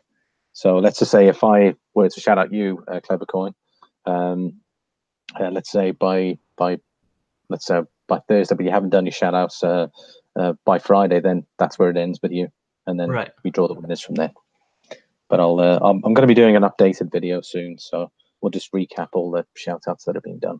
So yeah, cool. I thought that was a very cool concept. Like the shout out thing, I think is awesome. I guess this is the way I do my shout outs. Speaking to people for 85 minutes, I think it's fun. It's a good way to know each other. It's a good way for, but again, like most of the people in the community are subscribed to each other, but it's just like a good way to get maybe a subscriber or two, to a channel that, that wasn't too familiar. Yeah, exactly. I mean, I'd love to do more, but I'm going to have to, obviously because obviously the prizes are being sponsored by myself, so it's not like I can just burn ounces of silver, to give. I mean, obviously, I'd love to contribute more or as much as I can to the community, but once that's done, I'll be doing some just regular shout outs to everybody, because there's an amazing amount of smaller channels that have got really good content. Again, I've got them written down. I'd have to get them out. Don't really know them off by heart right now, but I suppose it's it's important to do that. North Country Off Grid has a question for you. Is the IRA considered a terrorist organization? That I don't know, but I suspect they probably are, but they're not. As far as I know, I mean, since 1998, the Good Friday Agreement has put an end to all of that. So they're disbanded. They're not around anymore. There you go, North Country. Yeah, there's been peace in Northern Ireland since 1998. Let's say officially, with the Good Friday agreements. There's no IRA around. And I know North Country is probably going to ask this question. So before he does, have you read the book 1 Second After? No, I don't know of it. You'd have to tell me a bit about it, or what it's about. Well, I don't know, but I think I'm gonna get it soon, and then I'll let you know. But every time I have someone on, he always asks 1 second after. Yeah. Okay, I'll have to check that out.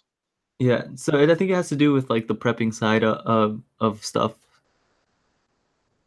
Are you a bit of a prepper yourself? I'm not. I like to be prepared, but I am not a prepper, and it's something that I definitely want to like get into early next year. For the have you read shit? You saw his comment. It was like typing, "Have you read shit?" I beat you to it, dude. That's what happens, man. You gotta stay on your toes, North. Dude, you shouldn't be talking like that to a 15-year-old North Country. What's wrong with you, dude? Show some respect. But yeah, I definitely want to. I want to get into. Was it that? It's not the night. It's not the night show. Yeah, this is a PG-13, bro.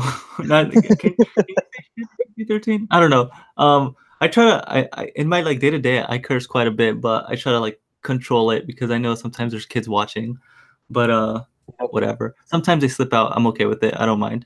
But yeah, enough, living in South Africa and you know the way people talk to you in South Africa is very. They don't curse at all, and even in the workplace, it's completely taboo. But you know, coming here and living in Ireland and even in the UK, like everyone swears majority of the time. It's involved in some form of conversation where the F word or the S word is going to be used regularly, and it's amazing how it influences you, because then all of a sudden everyone's using it, and then you're just randomly talking about stuff and then using the F and the and the S word, and it just comes in naturally. Whereas No, when I was living in South Africa, you just don't say it. no, it definitely comes up naturally. This is so funny. My girlfriend was helping me make a video, and then she's like dropping the S, like just saying a bunch of like speaking how we normally speak. It's not like if she like cusses all the time, but like she'll drop an F bomb or like a shit, you know. And Yeah. then like I was like, dude, the kids listening to this shit. And then that was a funny video. I should have just dropped it like that, but it's I don't mind. I definitely don't mind at all. I mean, also society has moved on a lot as well. I mean, if you think about it, 20 years ago, you had an 18 age restriction, or you couldn't say certain words. Now those certain words now in society are pretty much normal. So Right. we think certain words now we can't say because that's what we didn't say. But technically, does that mean society now is that we can now say those words because everything has changed? Well, to me, what matters is intent, right? Like intent Yeah. behind the word. So like I don't care if someone calls me or whatever, if they're playing around and there's good intent, like I don't mind. But like I'll rather take a F word from someone that has good intent than a compliment that someone has bad intent, right? Yeah, that is very true. I suppose it depends on who you're talking to. Yeah. There's definitely some people out there. Yeah. It's like funny enough, it's like slang as well. You guys have probably got slang there as well. Definitely. The slang in Ireland is ridiculous. Just in the I mean, like for instance, they have this term or this word called yolk, like an egg yolk. Uh-huh. Now they refer to anything as being a yolk. So for instance, like when you're chatting to somebody, they'll say, "How much is my yolk worth?" Or "Can you fetch me that yolk?" Or "Can you pick up that yolk?" Or "Can you get me a packet of yolks out of the cupboard?" Like yolk in Ireland could mean anything.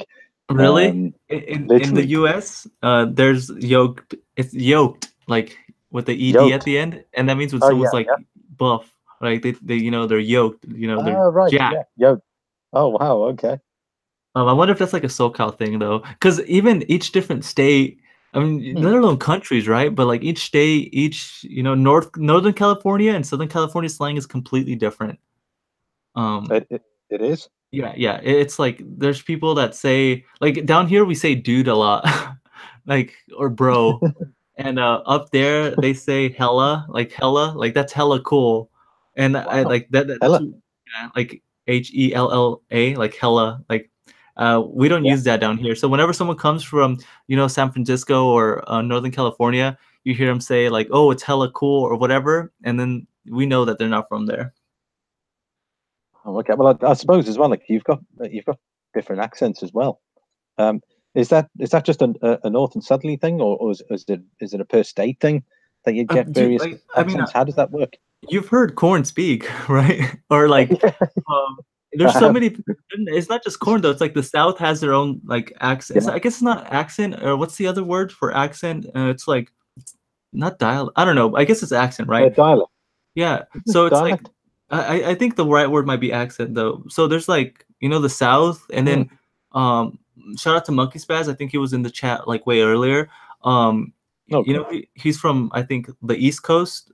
And then there's like so many different phrases, and I don't know if accent is the right word. I'm not, but it's just we don't sound the same. Especially here in Yeah. Southern California, we have a melting pot of just like all kinds of ethnicities, man. Like there's a little Tokyo, there's a Chinatown, there's a Well, little Italy, there's like everything, and you just see people that are first generation or immigrated from out there. So like you just pick up a bunch of different accents over here. I know when I was in San Francisco, in the was that mid 2000s. Uh-huh. My brother and I went over. I was just one of those holidays. We just saw it. Let's go to San Francisco for a week. But yeah, the time zone, man. Jeez, the time zone just totally messed us up because literally we'd. But I mean, other than the time zone, it was a great place. But yeah, definitely multicultural. Chinatown. Yeah, like Little Italy, that sort of thing. You've got that sort of different cultures, and all fantastic, friendly people out there. When we were there, just chatting to everybody. When we were in the bars, people just chatting to you. Oh, yeah, from England. Oh, yeah, having a good chat. Everyone just seemed to be very friendly. But I don't know if it's because we were English and that It's the relationship accent. there, maybe. But yeah, The maybe. accent, it's just charming. It just gets people to do what they want.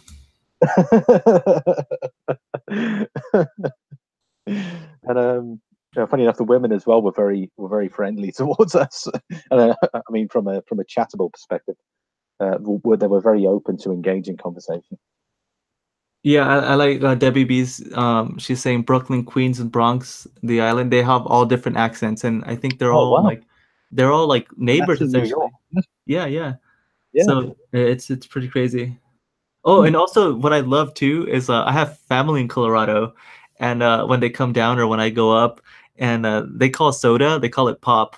Like, do you want some pop? Yeah. So it's like it's pretty funny. I mean, funny enough, Cork, which is the next biggest city in Ireland, and it's only what 2 hours 20 minutes away, and people talk differently there to Dublin. Likewise with Galway, which is 2 hours away, people talk differently there in relation to Dublin. It's strange. Like in such a small country, you've got everyone talks differently.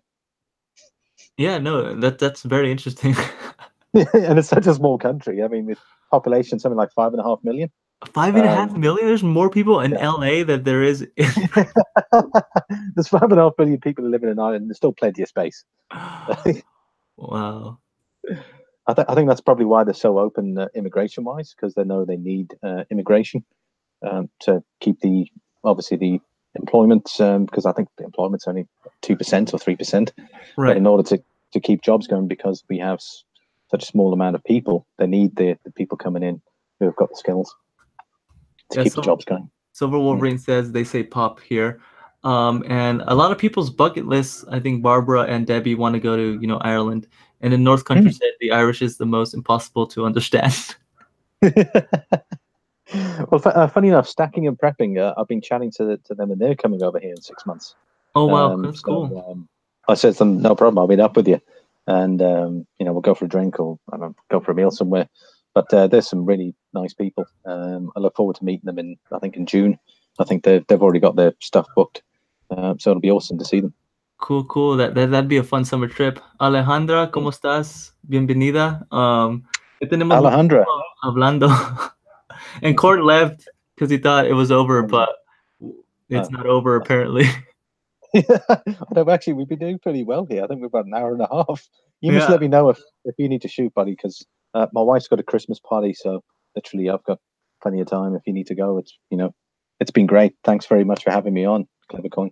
Yeah, no, it was my pleasure. We can stay and hang out just a little bit longer, I guess. Yeah, sure. Look, it's up to you. I'm not going to hold it against you if you want to end it. No. But yeah, I had a very interesting conversation with you about the accent thing that I did not know we were going to talk about for a few minutes. Yeah. Is it going to be a 5-hour Southside stream? No, I don't think we can do that. Yeah. I think he owns he has the crown for those long streams. Yeah. Amazing. I'd like chatting for 5 hours. I mean, that must take a lot of. I mean, you must feel really tired after that. Like you say that, Limey, but we've been at it for almost 100 minutes, and it feels like 15 minutes, 20 minutes. You've still got stuff to do, man. It's like the afternoon. I'm finished for the evening. It's 1 p.m. It's 1:08 p.m. for me. Wow. Oh, that's awesome, man. And what? Are you still in bed or? No, I do have things to do. But the good thing is, wait, let me check something really quick. Just talk to the people for me, please. Yeah, absolutely.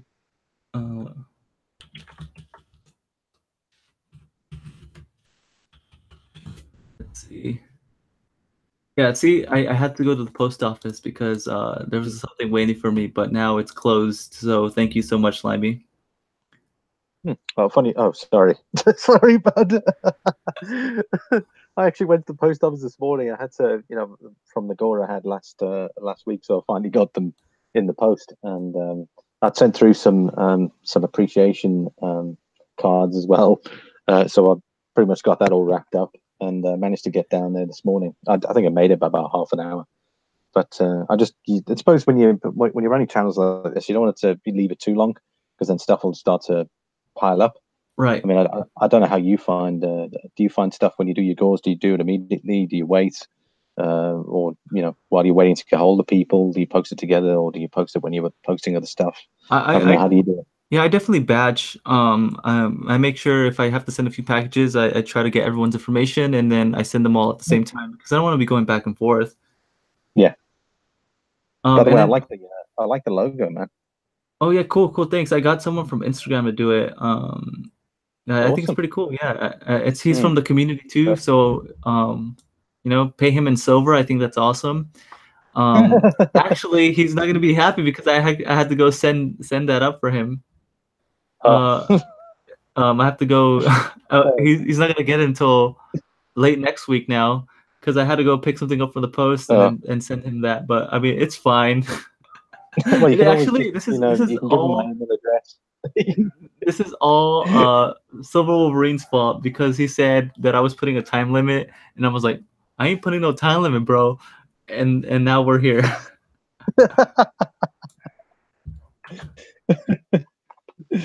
Oh man, it's really been and obviously your channel itself is doing fairly well. You're approaching 700 subs. When are you doing your next goal? Are you doing the big one? Are you doing one in the middle? The next I, goal that I have I don't know what you think. is gonna be the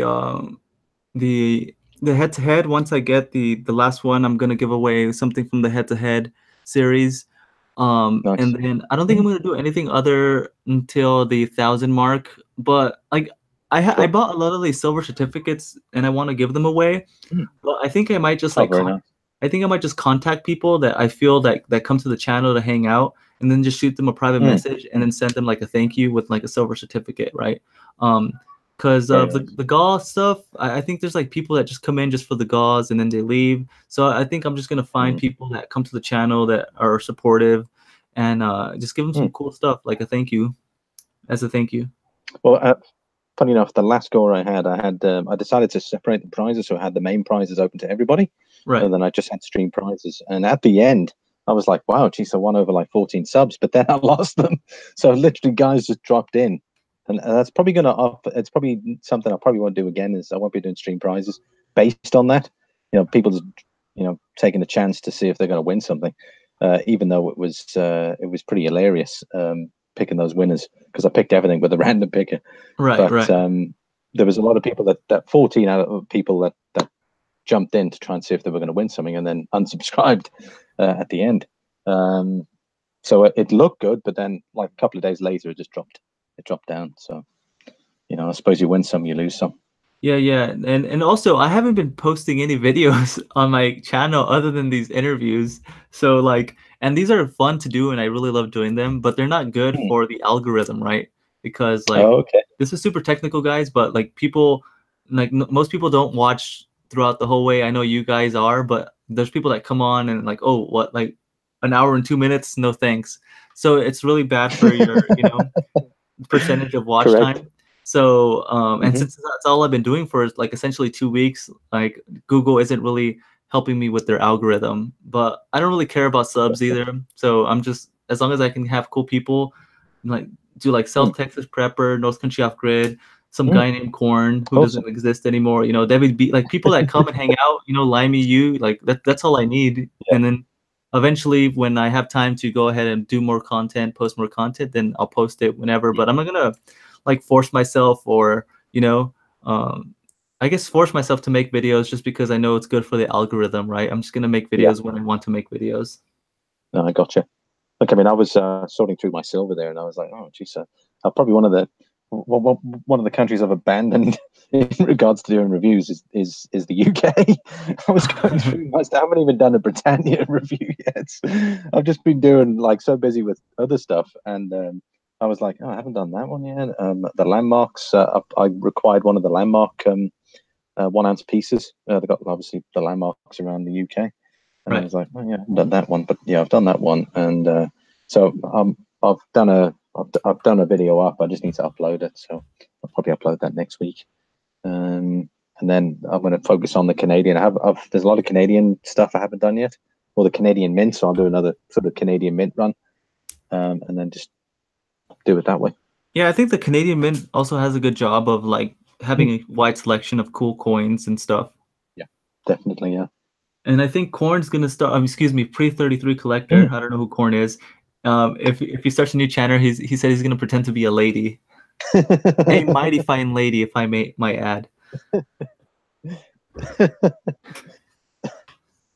I actually had a question for you, but I can't. Just obviously in regards to us having a chat. I'll see if I can try and remember it if we're still going to be going. Sorry, man. No, don't worry about it.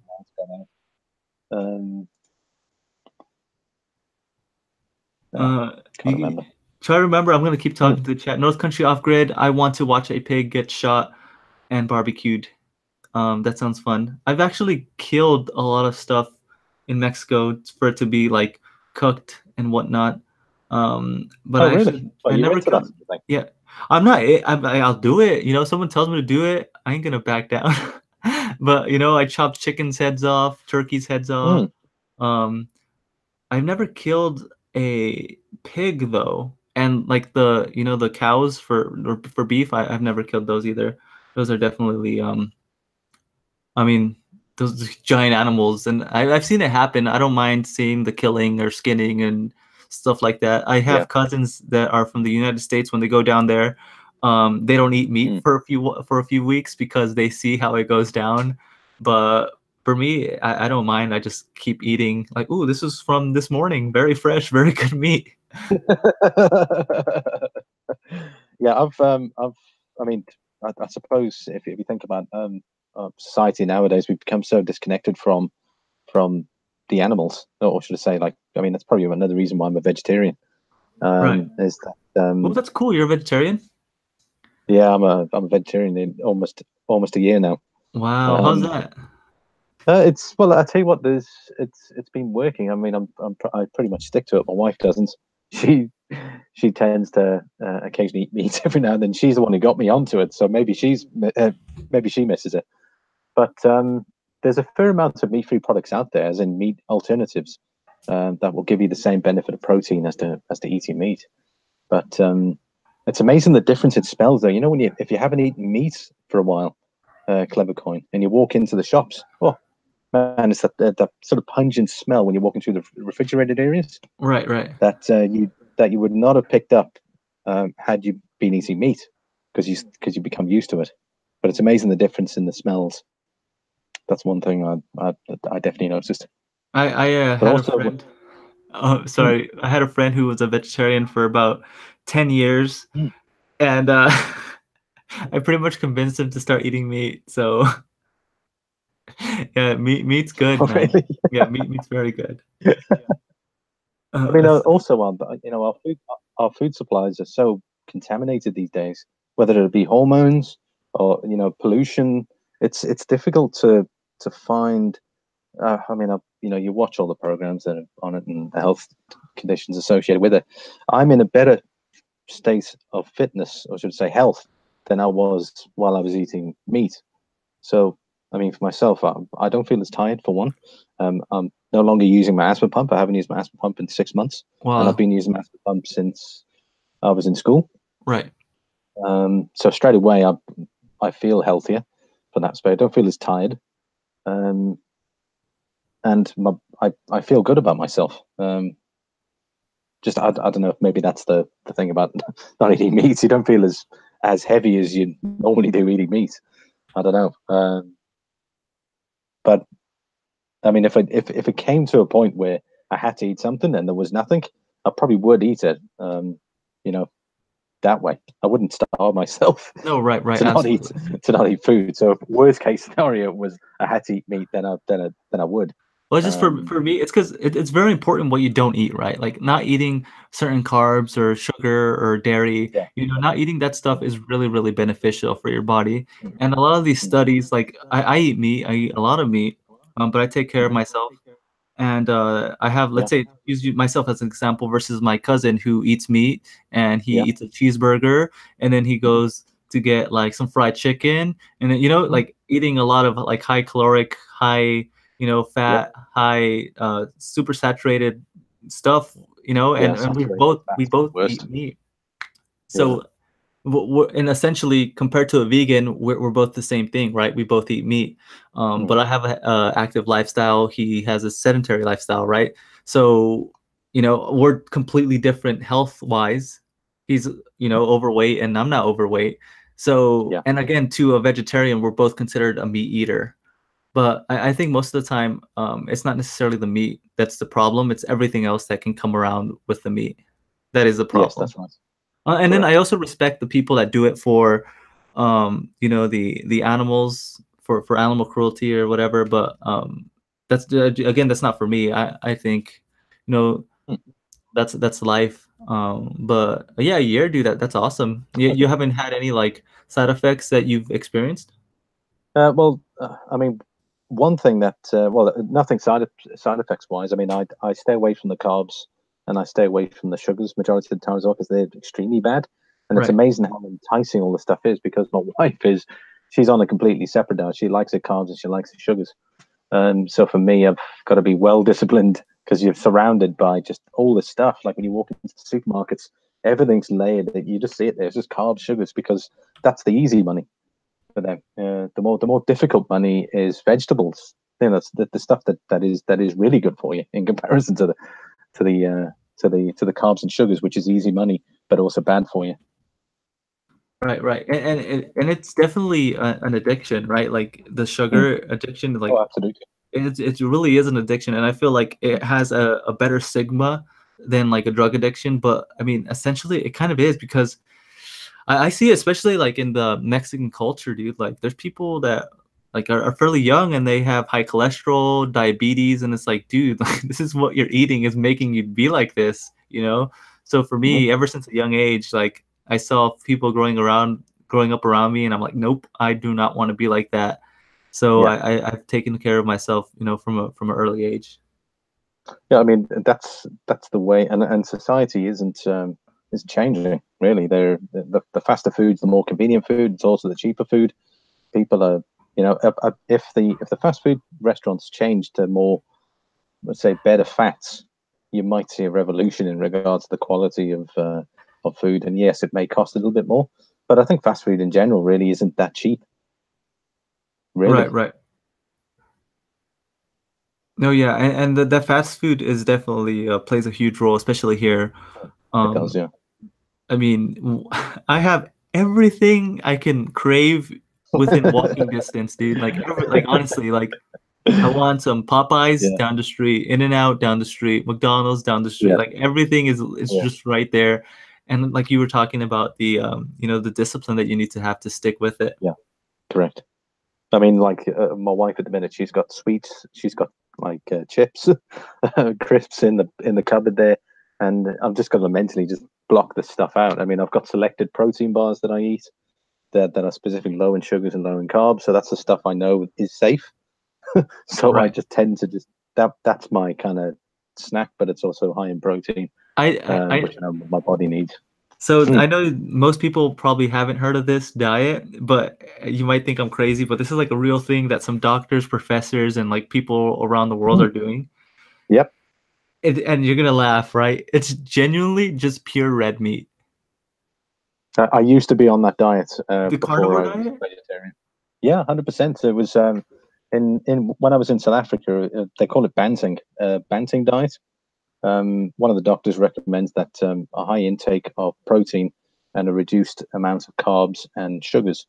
So that's what I was doing. Majority of the time eating meat, but then eating vegetables that were low in carbs. So you had to choose the selectable amount of low carb, low sugar veg. So they had like a traffic light system. I don't know if is that similar. It's very similar, but what I'm talking about is genuinely just red meat, no carbs, no. Like no veg at all. Nothing, bro. Just water and red meat. Right. What, really? I've never heard of that. Look it up. It's called the carnivore diet, and it blows my mind. But apparently, like people are getting really good. So this is really good if someone has like an autoimmune disease, supposedly. But again, this is very, very, very early on, and I don't think there's like enough research that has been taking part of it. But there's like a community of people that only eat red meat. Only red meat, no vegetables, no bread, just only red meat. Yeah, I mean it's well, I mean, I don't know. Maybe I've always thought like some mixture of veg. I mean, wow, I mean, is that how long have you been doing that for? I haven't been doing that at all. I Oh, haven't. That's sorry, your just friend has. no, no. It's just like someone on YouTube that does it, and there's people like it's a community of people that just There's eat. got to be some health issues there. I mean, even Yeah, myself, but not eating meat now. I used to have sort of, I wouldn't say heart problems, but I'd have like chest pains right. um, that would come and go, and half the time I just think it was in indigestion. Um, and then once I stopped eating meat, they disappeared. So it could have been a buildup of fats that eventually, obviously, because I stopped eating bad fats, that have Right. disappeared. But I haven't touched wood. I haven't had any problems since. Yeah, and then again, like people like to put a diet that's gonna or like a certain way of eating that everyone's gonna have the same body reactions, and we're all different. Some Yeah. people may react well to a certain kind of diet, some people may not. So it's like it's very hard to just have a solution for everyone when that's kind of not the case. I would probably say if you cut out the sugar altogether, so not necessarily the Yes. carbs, if you cut the sugar out, you're about halfway there. Yeah. It's because everything has hidden sugars in it, and your body is absorbing those hidden sugars. But by adding in your sugar into your coffee or your chocolate bar that you had during the day, you're overdosing your body with sugar Yeah, no, more I than it think actually needs. I think definitely that's something that everyone can feel better without, right? Especially when I eat a giant bowl of pasta or lasagna or just like a giant bowl of pasta, I feel so good when I'm eating it. But and Yeah. then like 15 minutes after, I'm like, like what's happening? Like where am I? So it's like that can be good for you, but it tastes so good. And then like here, I live in Southern California, so I can get like really really good food from a bunch of different places around the world. So I can get like really good Asian food, really good Mexican food. There's great Italian. There's like just good food all around me, and ooh, I mean, good thing I have a pretty good metabolism and I stay active. But Yeah. if that wasn't the That's case, it. I probably would have been a big boy.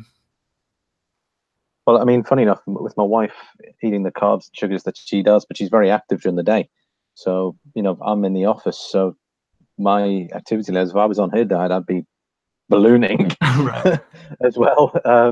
But because she's active with the horses that she works with, that she burns the stuff off, so she has no reaction. Whereas myself, I would have a reaction. So I've got to watch the sugars I eat. Got to eat, watch the carbs I eat, because carbs converts into a sugar, Right. um, technically.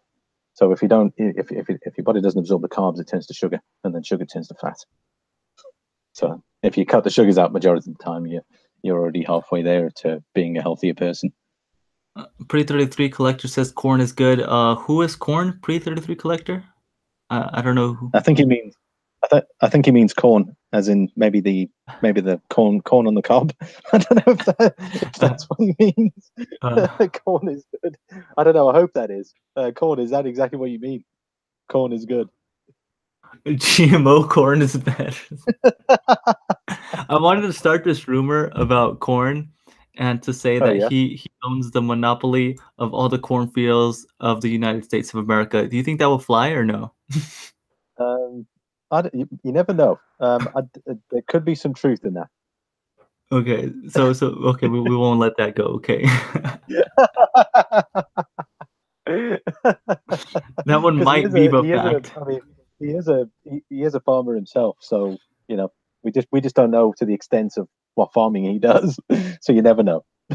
Okay, yeah, yeah. Dude, shout out to the 21 of you still in chat. We've been Yeah, going at it fantastic. for an hour, a minute and 118 minutes. I can't even talk Oh, almost anymore. 2 hours, man. Is Almost. this your longest? Is this your longest chat? I think so. I think so. Oh, there we go. We got a record tonight. Yeah, let's just go for the 2 hour mark and we'll see what happens after that. Oh yeah, I need to get dinner on as well. I haven't even cooked. I'm gonna have I've got vegetarian burgers there, so I need to get that in. I also need to fetch my wife soon. Wait, what time is it for you out there? It's 9:30. 9:30. 9:30. Nice, nice. Sorry, can't stay clever and limey. Super. But Oh yeah. cool. Hey Bob, thanks very much. Yeah, thank you so much for stopping by, Barbara. It really means a lot. And likewise for everyone that's listening to us chat for just about 2 hours. I really do appreciate each and every one of you. I mean, it just means a lot. You know, it just always blows my mind. I don't know about you, Limey, but it's kind of surreal for me. Yeah. Yeah, I mean, getting to know other people from, and we're a world community if you think about it. It's not just America. It's there's guys in the UK, I'm in Ireland, there's guys in Australia, New Zealand. It's an ever growing community of people, and we have one thing in common, and that is the coins that we collect, or the bullion that we collect, the numismatic material that we collect, and that's what keeps us here. Right. So thank you so much, Barbara. I'm glad you guys are enjoying that you enjoy the interviews. I'm gonna keep them up, and I think that's it. Anything else you want to say before we go? No, that's it. Thank you very much, CleverCoin. I appreciate it's been a great chat, actually. It's been good fun. And thanks everyone there who's been in the chat. For those that have left and are coming back to see the end of it, thanks very much for sticking it through. Really appreciate it. I appreciate you guys all. I recognize all the names there. Silver Wolverine, Barbara, Bullion Bouncer, Pre-33 Collector, and yourself, CleverCoin, of course. Thanks very much, buddy. Mellow Stacker, shout out to you. You were here from the beginning. I don't know if you just popped back in. But North Country Off Grid as well. Yeah, North Country Off Grid, you did win. You won my praise and my respect, my friend. Congratulations for that. And Bullion Bouncer, oh yeah, North Country Off Grid. I can't wait to have him on. I was kind of nervous about asking him because he's like a giant, but he's down to come on. And Bullion Bouncer, dude, I would love to have you on too, man. Brilliant. That I might have to have the eject button ready for that one though. I'm just teasing, Bullion Bouncer. All right, I love you guys so much. I hope you guys have a wonderful weekend, and I will catch you guys on the next one. Yeah, have a great weekend out there. My Saturday is coming to a close, so enjoy the rest of your evenings, your afternoons, wherever you are. CleverCoin, thanks again, buddy. Really appreciate it. It's been fantastic, and have a great evening. All right, yeah. Peace out, guys.